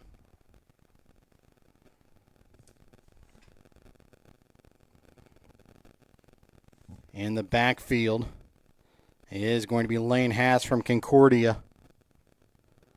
He'll take the handoff up the middle. He's going to get met after a short yard gain. There on the stop that time for the red team is going to be Elias Hunnelt of Knox County, as it brings up now a 4th and very long 3 yards. Well, the red team has got their stop. It's 4th and 3. Looks like the blue team is going to punt here, so nice job here in the second half to begin by the red team. Gage Smith is set to punt this one away. This one goes deep, and it is going to go out of bounds, and red team will start at their own 20-yard line. Well, we'll see what the red team's got in store. So far, even on that last drive, they had the deep pass down the field to Cody Schuschneck, but they really haven't been able to do much offensively other than big explosive plays, and they haven't been able to just kind of dink and dime or nickel and dime their way down the field. And you can't always rely on the explosive plays to be the sole source of your offense. So we'll see here what they can do on this next drive. So the red team will start again at their own 15.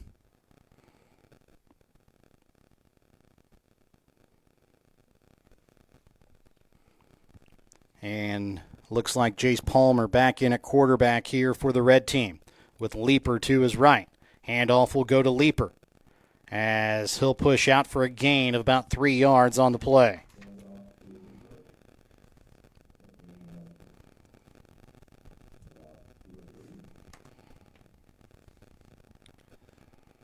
Well, we know that Palmer, with the Albany Warriors, really excelled with the read option, and he's also a threat to run. So we've seen that a couple plays, but he hasn't broke one deep down the field yet.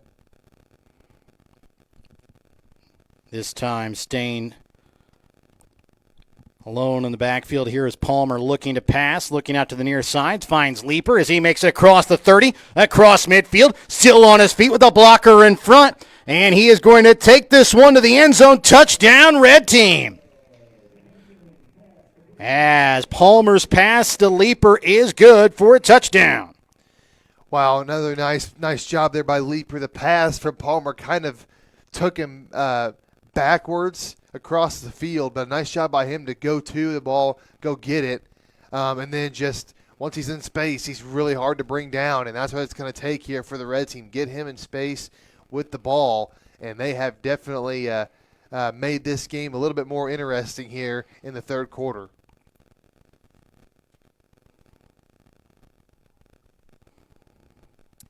And now they'll go for the 2-point conversion here after the long touchdown pass from Palmer to Leeper.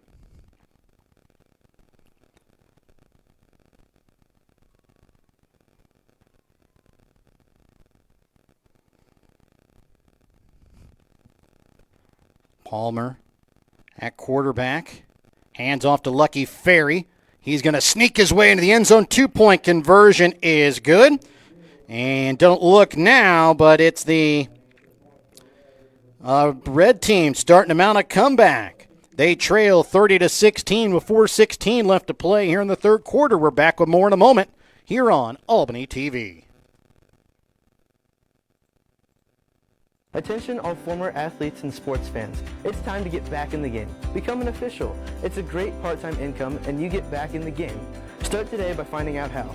Contact the Misha office by calling 573-875-4880 or visiting misha.org.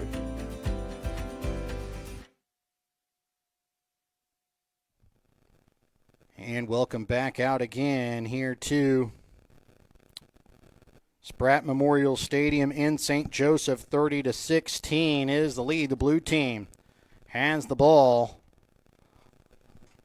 on their own 15-yard line, but it's the red team that has now scored 16 consecutive points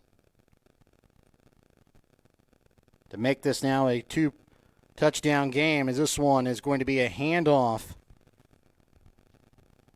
just shy of the 20-yard line there on the carry. At time was Ronnie Williams of Appleton City. Well, blue team again looking to try and kind of respond here. The red team has done a nice job of fighting back into this one. They're down just 2 possessions, down 14. So the blue team really looking to get back in the end zone here. They definitely don't want this to get back down to a 1-possession game and let the red team hang around any longer than they have to. So a 2nd and 6 upcoming here for the blue team, as it's now down to a 14-point ball game, as I don't know what was said by Coach Jones during halftime, but the red team has come out and answered the bell here in the second half. Beeman will take the snap, looking to pass, looking deep down the field, and it's going to be thrown incomplete, just out of the reach of Ronnie Williams from Appleton City. Yeah, got some pressure there from the red team. Nice job, kind of rushed that throw, and that's why it was overthrown there. Kind of had to get it out quick, and just the timing and the throw wasn't quite there for the blue team.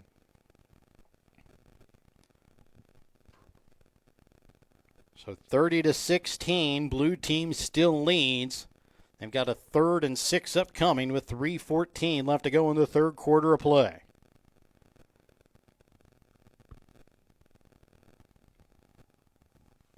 And come out here with the football on their own 19-yard line. High formation. Deep back is going to be Carson Lehman from Jasper. And he will catch it on a screen, but he's going to be taken down in the backfield for a loss of 2 yards there on the play. There on the stop that time for the red team was Quentin Jackson of Rockport. Wow, you see stuff like this, and it makes you wonder how the game could just totally flip, and that's exactly what this has done. The blue team not able to really do much offensively, and now it's the red team that kind of seems to be in control here, at least in the second half. They still have some more room to go. They still trail by 14, but they're about to get the ball. They're about to get the ball back once again. This one will be punted away. It's going to go out of bounds, and we'll see where they mark it down at.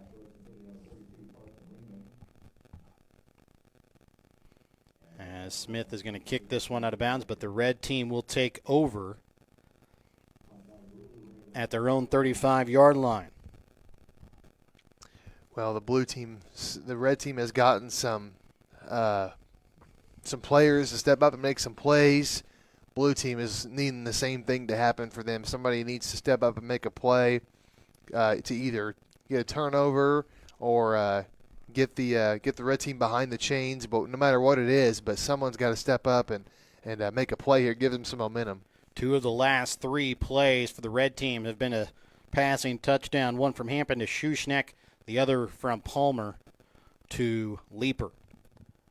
Palmer again in at quarterback, 1 receiver left, 1 receiver right. Lucky Ferry to his left, looking to pass out to the right. Schuschneck will come away with the catch, and he's going to be pushed out of bounds right near midfield. Looks like they're going to mark him down about 1.5 yards short. Another nice pass there by Palmer. Took the snap, took his drop, found his man. Nice accurate throw. Good gain there on first down from the red team. Brings up a 2nd and 6 here for the Red All-Stars. Leaper now, wing back to the left, wide out to the right, Schuschnigg. Ferry just to the right of his quarterback, Jace Palmer. 3 down linemen here for the blue team.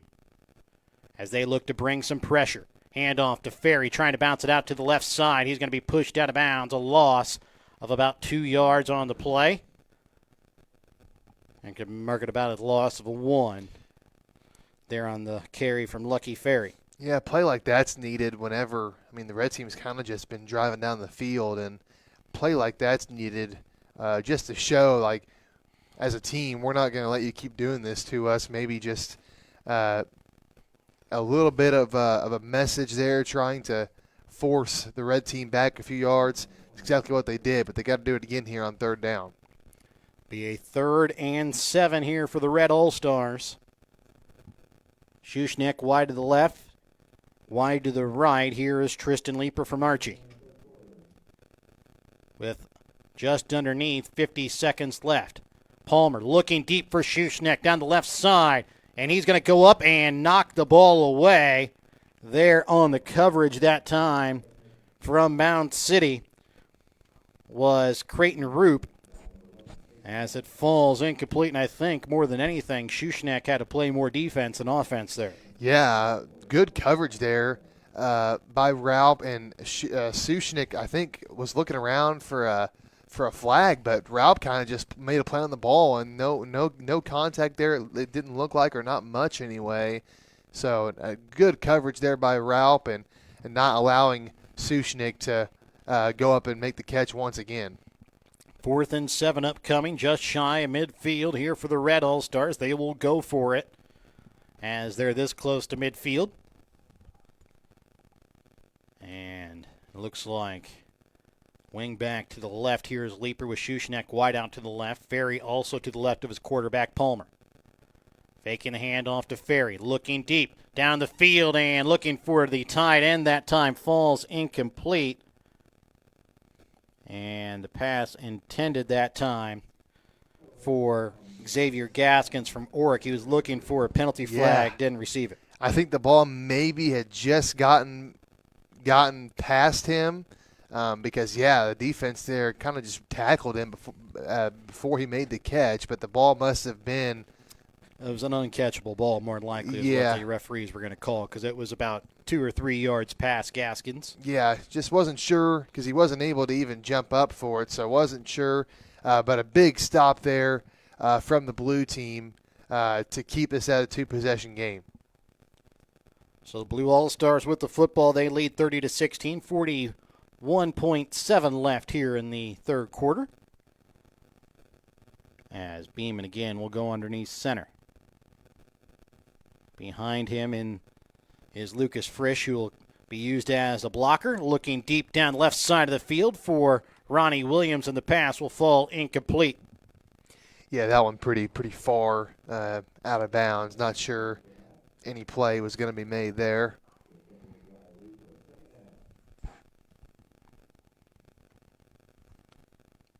Sorry, that was Lane Haas there. That was the intended receiver there. 34 seconds to go here in the 3rd quarter. Blue team kind of holding on for dear life a little bit to this lead. It hasn't been a great quarter for them. It was a spectacular first half, but 3rd quarter has not gone their way. 34 seconds remain. Beeman will take the snap. Low snap. He's going to follow a blocker to his right, and he's going to be hit as he picks up maybe about a yard or 2 on the play, just shy of the 35-yard line. And they're going to get him actually to the 35, a gain of 3 on the play. And that will probably be the last play of the quarter. I don't think the blue team is going to be in any rush to get another play off here, considering the fact that the red team has all the momentum and they're holding on to this lead.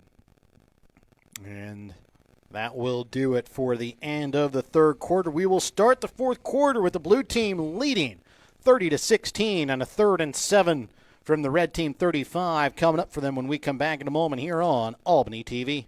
Want to relive some of Albany TV's greatest moments? Hager with a full court shot, and he makes it! Oh my goodness, he makes it! Up here by Jimmy Pampa. His shot at the buzzer. Banks in! Catch it online. Albany TV's YouTube page has almost every ball game from 2018 to today, right at your fingertips. Watch classic broadcasts, cheer on your favorite teams, and share the memories with family and friends. Subscribe now to Albany TV-Mo on YouTube and relive the game. Welcome back out again here to Spratt Memorial Stadium in St. Joseph. 12 minutes remain here in the ball game. The Blue All-Stars lead the Red All-Stars 30-16. And the Blue All-Stars will have a 3rd and 7 upcoming from looks like a 3rd and 8 upcoming actually from the red team 36-yard line. Well, we talked about how in the first half this looked like it might get out of hand, but the red team had a great third quarter, put 16 on the board, and now looking to get a stop here and get this to one possession. 2 receivers out wide to the right, bunched up here for the Blue All-Stars. Beeman alone in the backfield in motion.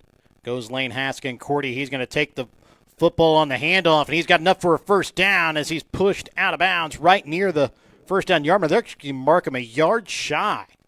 Whew. I thought he had it all the way.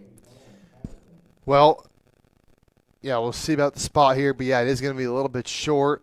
And yeah, that was pretty close there. Not sure about that one, but going to go for it regardless here. So a big 4th down coming up here for the blue team.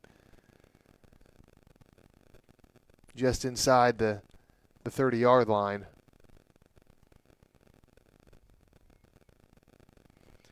Be about a 4th and long 1.5. Yeah. Upcoming. They need about the 38 for a first down.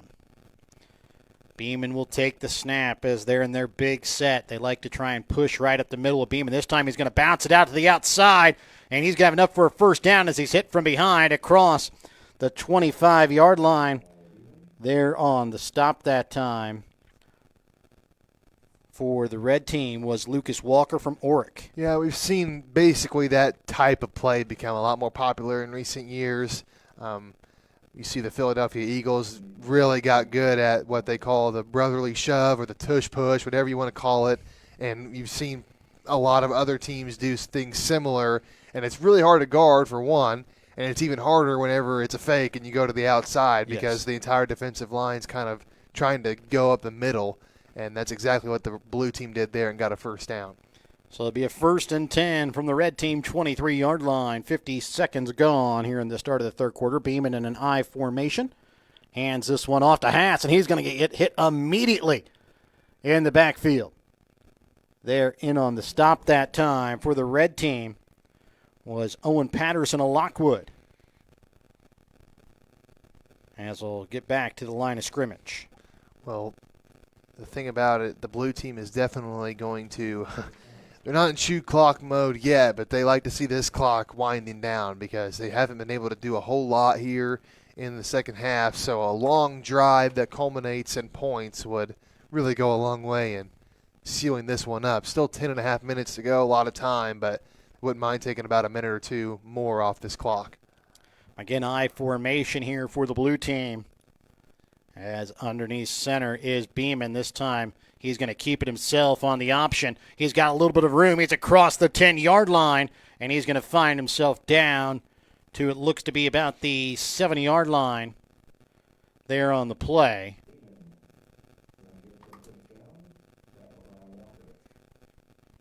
But another thing about these games that we have seen is that they want to try and make sure that everyone plays and they get in everyone. So they are going to try and run plays quickly, more quickly than you would expect if it was a regular game. 1st and goal from the 70-yard line here for the blue team. Bad handoff. Beeman keeps it himself, trying to flip it out. He's going to fumble, still rolling around. Who comes up with it? It's going to be the red team. Oh, man, that's supposed to be an option play, and they try to get it out still as the tackle is being made. And, of course, hindsight's 20/20, but just got to hold on to that and take the loss. And now another turnover here, and the red team will take over, and the blue team won't get any points. Bermudez comes away with a fumble recovery at the 10-yard line, and the red team will take over.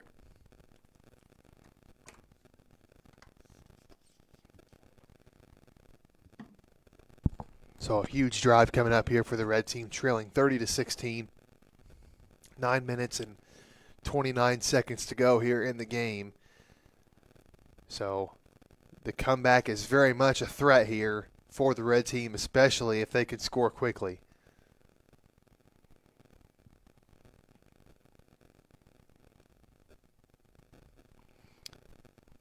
So on a 1st and 10, again, back in at quarterback. Here is going to be Johnny Hampton. Him and Palmer have kind of switched off here the past couple of drives. Hampton rolls out to his right, looking for his intended receiver and coming away with it at the first down yard marker that time is number 58, Xavier Gaskins of Oric. He was wide open there. The throw was a little bit low as the pressure got there, or else he might have been able to get some yards after the catch there, but kind of had to slide and catch it since it was so low. So it'll be a 1st and 10 from the 20-yard line here for the Red All-Stars. This time it's going to be a double handoff to Leeper, looking to pass. Looking. Doesn't really find anybody as Shushnik was kind of blocking, and it's going to fall incomplete. Yeah, I think he might have been waiting for Shushnik to run up the field. And yeah. He was kind of just waiting there for it, and so he just had to get rid of the ball, and that probably was intended for Shushnik officially, but I think he just got rid of it and put it in a spot where it couldn't be intercepted.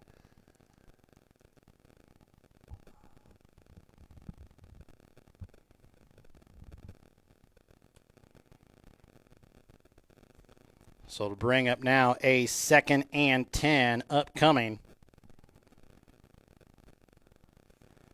Hampton looking to pass. Out wide to the right. Finds his man. And he's hit immediately as Leeper comes away with it, hit immediately by Haas. A gain of 5 yards on the play. Kind of a nasty fall there for Haas. Kind of fell into a sitting position there, and that never does feel good, but good to see him pop up and be okay.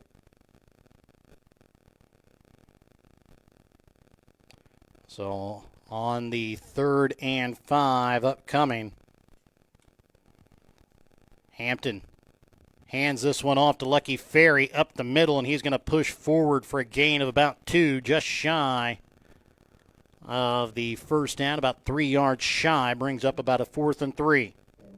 Yeah, and it's a big 4th down coming up. We're now under 8 minutes to go, and if the red team doesn't get this, you're giving the blue team some really nice field position, and one more touchdown might be the final nail in the coffin depending on how fast they score. But either way, not a lot of time left, and the red team needs to keep this drive going if they want to keep their chances alive. They trail 30-16, 7.5 left to play here in the ball game. One receiver out wide to the right is going to be Shushnik. Out wide to the left is Leeper. Tight end to the left here is going to be Gaskins. Hampton will take the snap with Ferry to his right. Looking for the pass, finds Leeper on the outside, and it's going to be a foot race. He's across midfield, and he's going to be tripped up inside the 30-yard line, just shy of the 20. Actually mark him down right inside the 20. It was Roop there that knocked him down, as they're going to mark him down at about the 19-yard line. Fantastic route there by Leeper.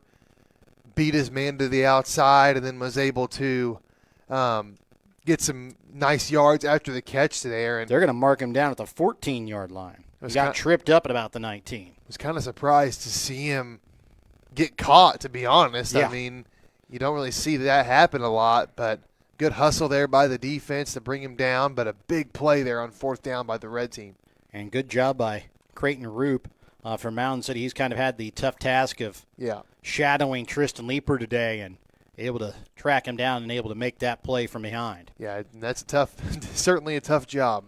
Timeout going to be called here by the red team with 7:10 left to play here in the fourth quarter. They trail 30-16 when we come back in a moment. All a part of the Missouri 8-man All-Star football action today on Albany TV. Want a closer look at how high school activities are run in Missouri? The Mission All Access podcast gives you a behind-the-scenes pass into the decisions, stories, and people shaping school activities. From eligibility and rule changes to event plannings, postseason insights, it's everything Misha, straight from the source. Whether you're a coach, educator, student, or fan, tune in and stay informed. Search the Mission All Access podcast on your favorite podcast platform today.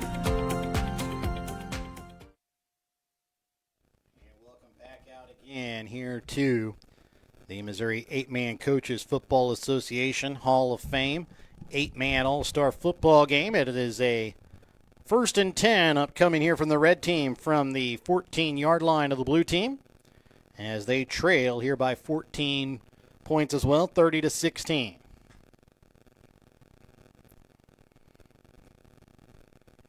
As the red team comes out of the huddle, they'll line back up here on the line with one receiver wide to the right is going to be Schuschneck. Hampton will take the snap here about 5 yards behind the snapper here as he'll take the snap. Looking out to the right, looking for Lucky Ferry, and it's going to fall just short, incomplete. Yeah, good pressure there up the middle from the blue team, and that's kind of what we saw in the first half. Hasn't been as big of a theme here in the second half, but pressured the quarterback, and the throw basically had no chance for Ferry to get that one. Just too low and didn't have enough on it to get out there to him. Well, and Ferry playing for Platte Valley did not have very many opportunities to catch passes. They're predominantly more a line up and smash it right down your mouth type of football team. Yeah. So, not saying he didn't have any catches, just saying he didn't have as many opportunities. So a 2nd and 10 upcoming here for the Red All-Stars. Ferry to the right of his quarterback, Hampton. The snap is going to be a handoff to Ferry to the left. Trying to bounce it up the middle, and he's going to cross the 10-yard line. He'll be down near about the 9. There for a gain of about 5 yards on the play from Lucky Ferry on 2nd and 10. Under 7 minutes to go here, but the red team very much in this. They can especially they can get in the end zone here. Make it a one-possession game, and again, the blue team hasn't scored at all here in the second half. So there was a story of halves. The blue team 30 points in the first half. Red team 16 points, all coming in the third quarter. Neither team has yet been able to cross the threshold of the end zone here in the fourth. 3 out wide to the right, 1 to the left here for the Red All-Stars. Hampton passes out to the left and making the catch, pushing his way across the 5-yard line down to the first down is Schuschneck. And it'll bring up now a 1st and goal. Kind of went for a little bit of a screen pass. That time to Schuschneck out to the left all alone. And he is able to fight for enough yards to get that first down.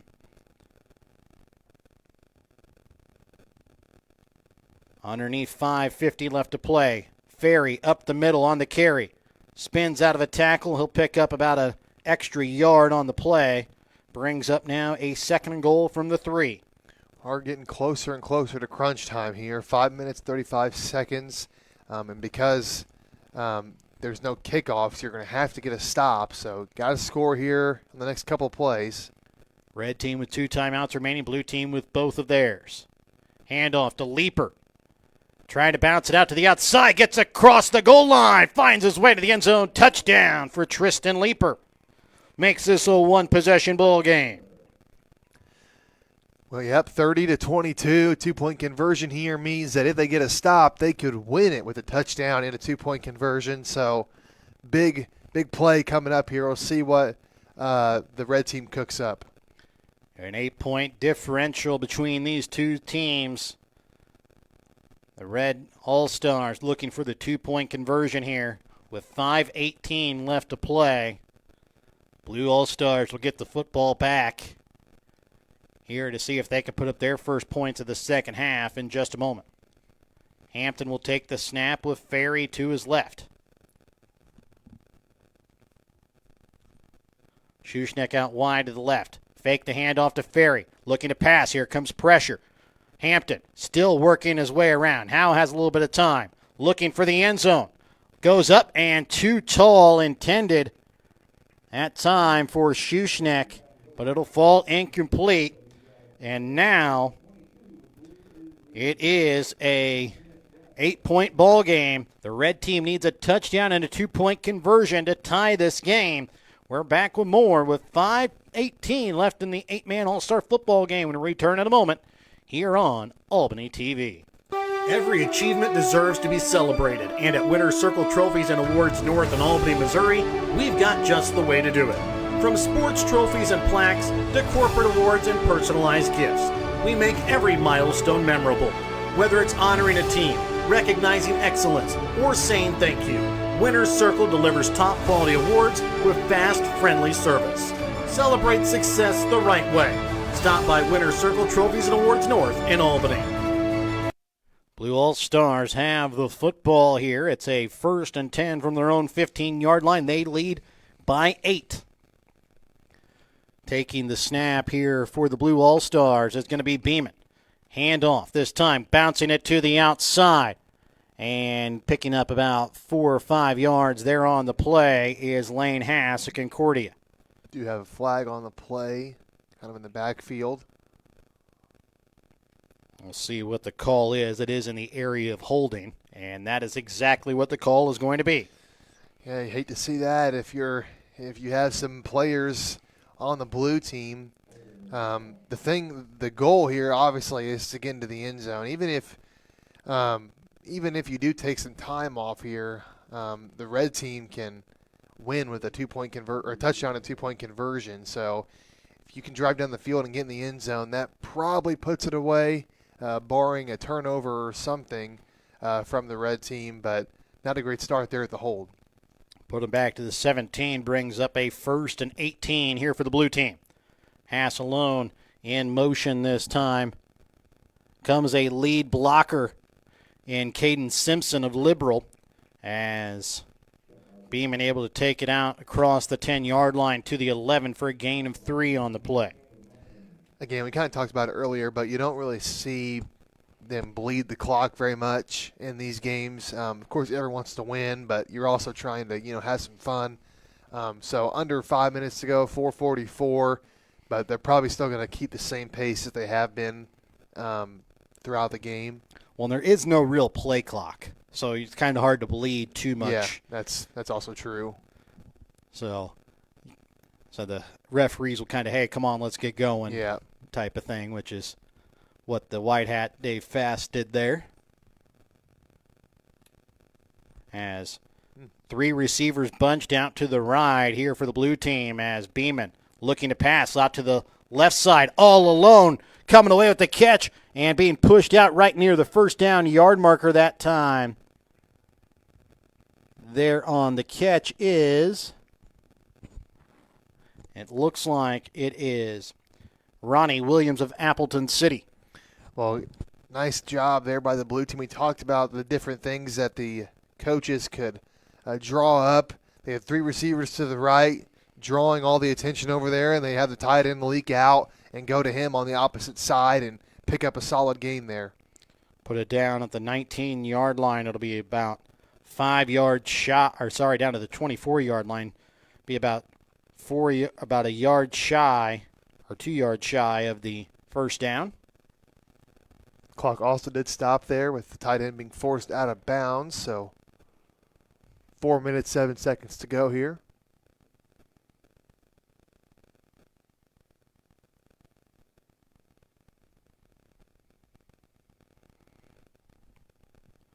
And upcoming here on the 3rd and 1. Looking, and this one going to fall incomplete. A little bit of confusion there by the receivers as it was intended there again for Ronnie Williams.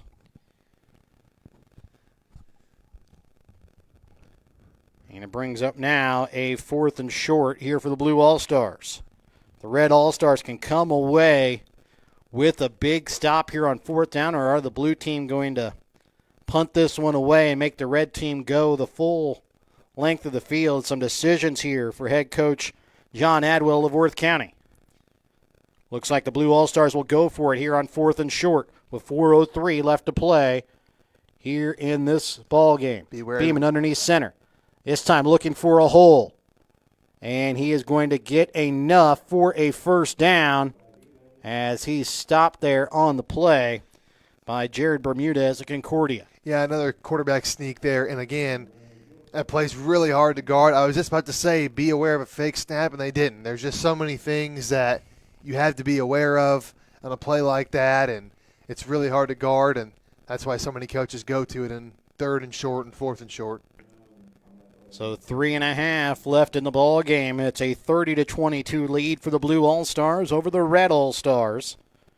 And it's a 1st and 10 for the Blue All-Stars from their own 26-yard line.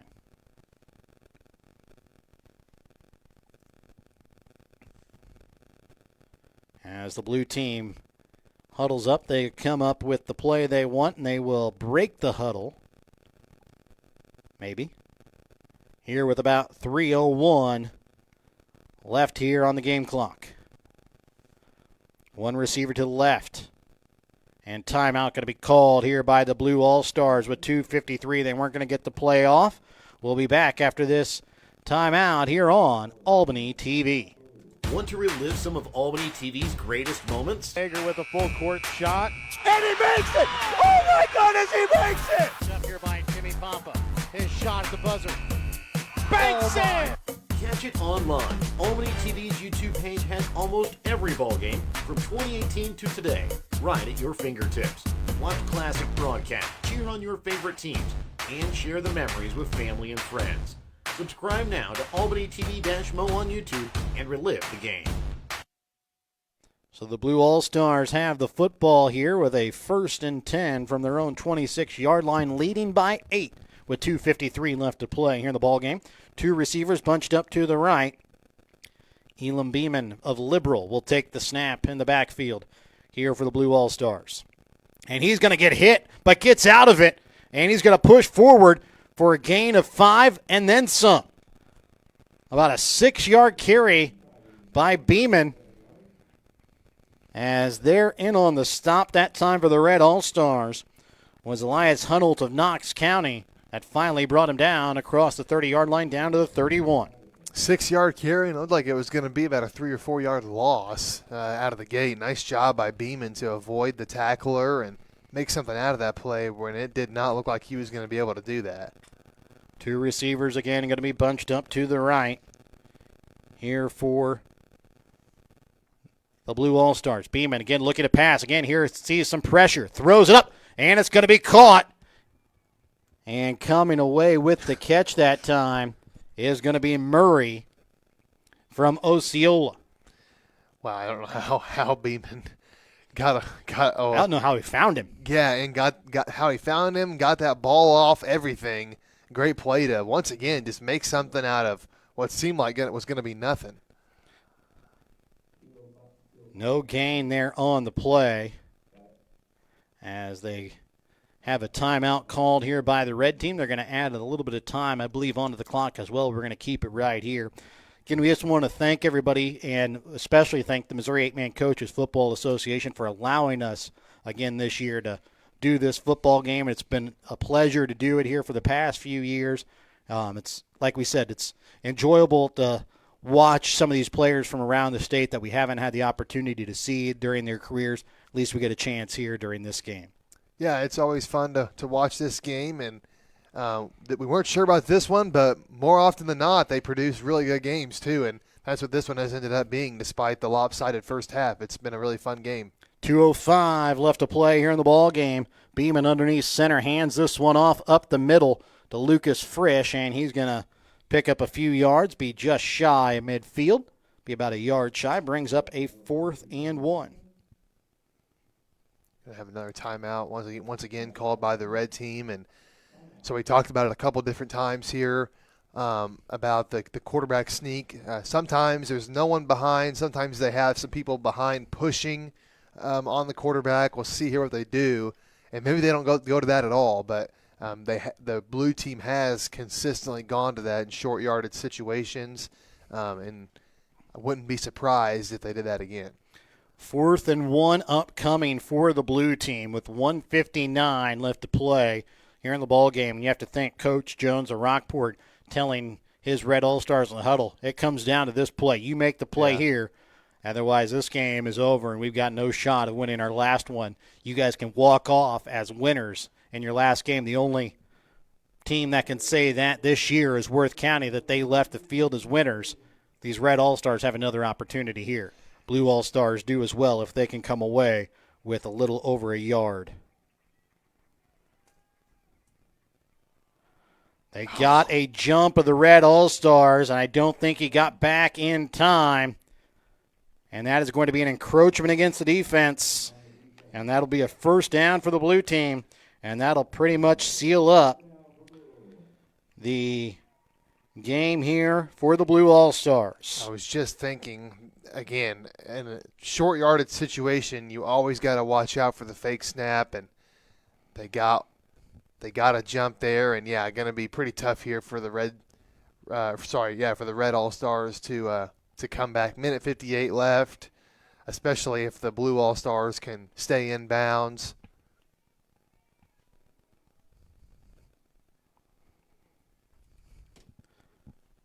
Taking the snap here is Beeman. Handoff will go to Haas, and he's going to step out of bounds as he crosses midfield down to, it looks like, the 39-yard line. Yeah, we talked about it a little bit. These games are a little bit different because I don't think you would see a coach draw up a play to the outside like that in a situation like this where the opposing team has one timeout, you're under 2 minutes to go. So the clock will stop here.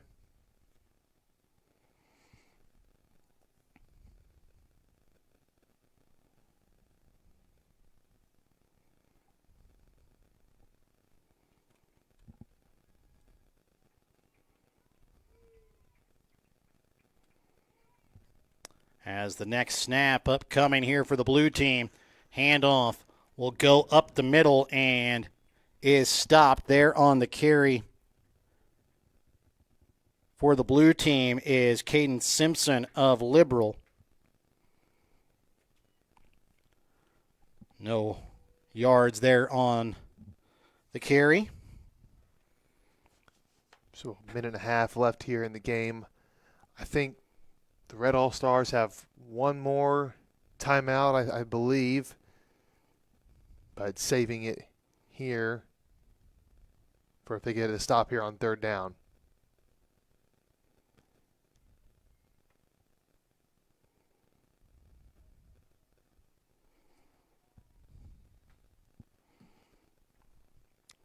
And it looks like a timeout is going to be called here with 1:05 left. No delay of game called here against the blue team. Yeah, they did take quite a bit of time. They made some subs late. And, yeah, going to be a delay game here. Minute 5 left to go.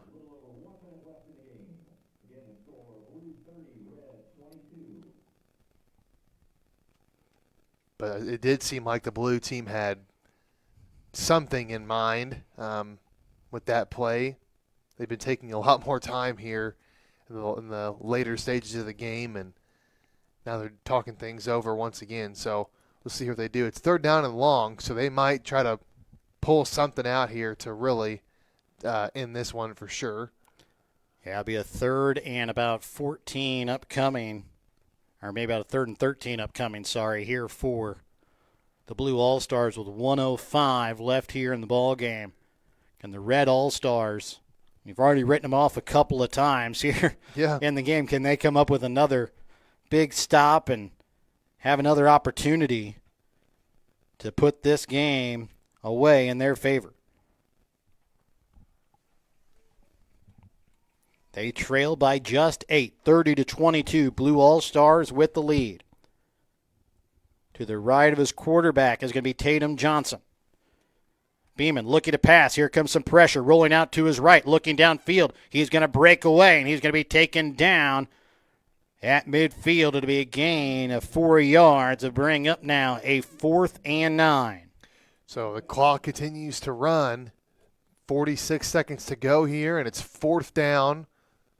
We'll see what the blue team does. Yeah, they hit him really close. Well, they're actually going to mark him down at the 39-yard line. Be a yard shy of that. So it'll be a 4th and 10. And they're going to have just a little bit of time that they're going to leave here to the Red All-Stars if they can't come away with this, as the Blue All-Stars kind of letting some time go down. Looks like they're going to kneel this one maybe. Or do a quarterback sneak, and taken down with 12.1 right at midfield gives the Red All-Stars a sliver of opportunity here. Well, Tristan Leapers made some big plays. The thing about a situation like this is, Tristan Leapers, your best guy, or he has been your best guy in this game, but the other team knows that as well, and so they're going to be keyed in on him. So you always wonder if you'll go to your best guy and just live and die with him, or if you will try and maybe zag the other way and pull something else out. They're going to put Lucas Frisch back at safety, and they're going to put him back at about the 15-yard line, just kind of playing center field. It'll be Jace Palmer that they think has the better arm strength, that he's going to come in and throw this one here.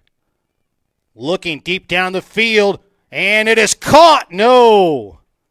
Went in and out of the hands that time of Cody Schuschneck inside the 10-yard line, as there again on the defensive coverage.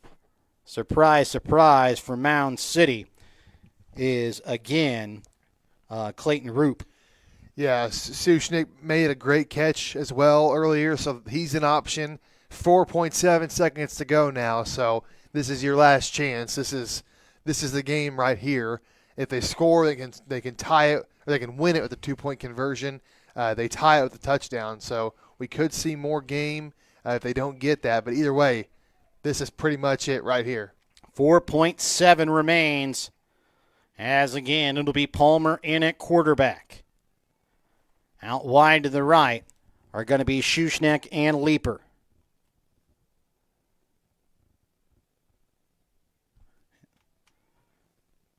Stepping up, Palmer. Kind of got his hand tipped and unable to come away with the interception as time expired. That time was Lane Haskin-Cordia. But it is a win for the Blue All-Stars as it comes down to the final play of the game, 30-22.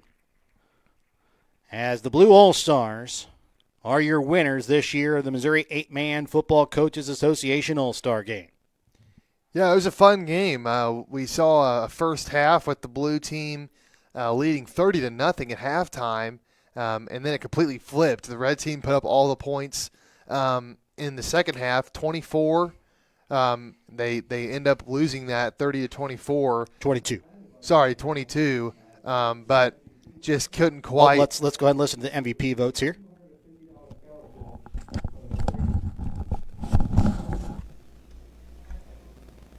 Yeah, just the MVPs, not everybody. $250 scholarship from Missouri 8-Man Football Coaches Association. Our offensive MVP from Liberal, Elam Beeman. And our defensive MVP from Northern Hardin Central, Gage Smith.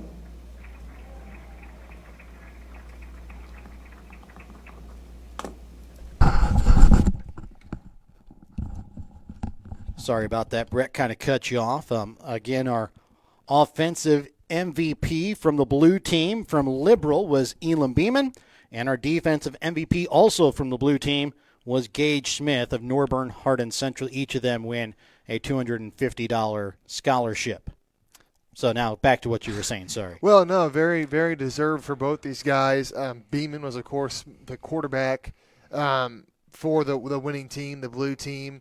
And then they go with Gage Smith from Northern Hardin Central there, also on the blue team for their defensive MVP. And he also made a big impact defensively. We talked about how just formative that blue team defensive line looked early in the first half and throughout the first half, really. And he was a big part of that. It seemed like he was involved in every tackle, every sack. So both those guys very deserving and something they'll remember for a long time. And I do know there were a couple other names that were in the running for that defensive MVP. I know we talked about it there. Creighton Roop always seemed like he was near any pass that was in the air. For Mountain City, he was up for it. Lucas Frisch from Worth County, as well as Calvin Knowles of Mountain City, who kind of came away with the defensive or came away with a touchdown for the red team, and then also came away with that fumble recovery for a safety, or it came away with the safety there. He was a part of some big plays, so there were a couple of names that were included in there. But, again, we talked about a 30-22 game. Let's go ahead and take a look at the stat leaders from the game offensively. Passing today, Elam Beeman, 9 for 12 for 91 yards, 2 touchdowns. Carson Lehman, 1 for 1 for 8 yards. Rushing, Elam Beeman, 18 carries, 91 yards, 2 touchdowns. Tatum Johnson, 2 carries for 7 yards. William Murray, 1 carry for 5 yards. Ronnie Williams, 1 carry for 4 yards. Lucas Frisch, 1 carry for 3 yards. Caden Simpson, 1 carry, no yards. Carson Lehman, 1 carry, no yards. Lane Haas, 5 carries for negative 24 yards. A lot of that came off of some plays where it was kind of on an option play, and they just kind of knocked him down as they were trying to get it to him. Receiving today, Ronnie Williams, 2 catches for 38 yards. Lane Haas, 3 catches for 31 yards.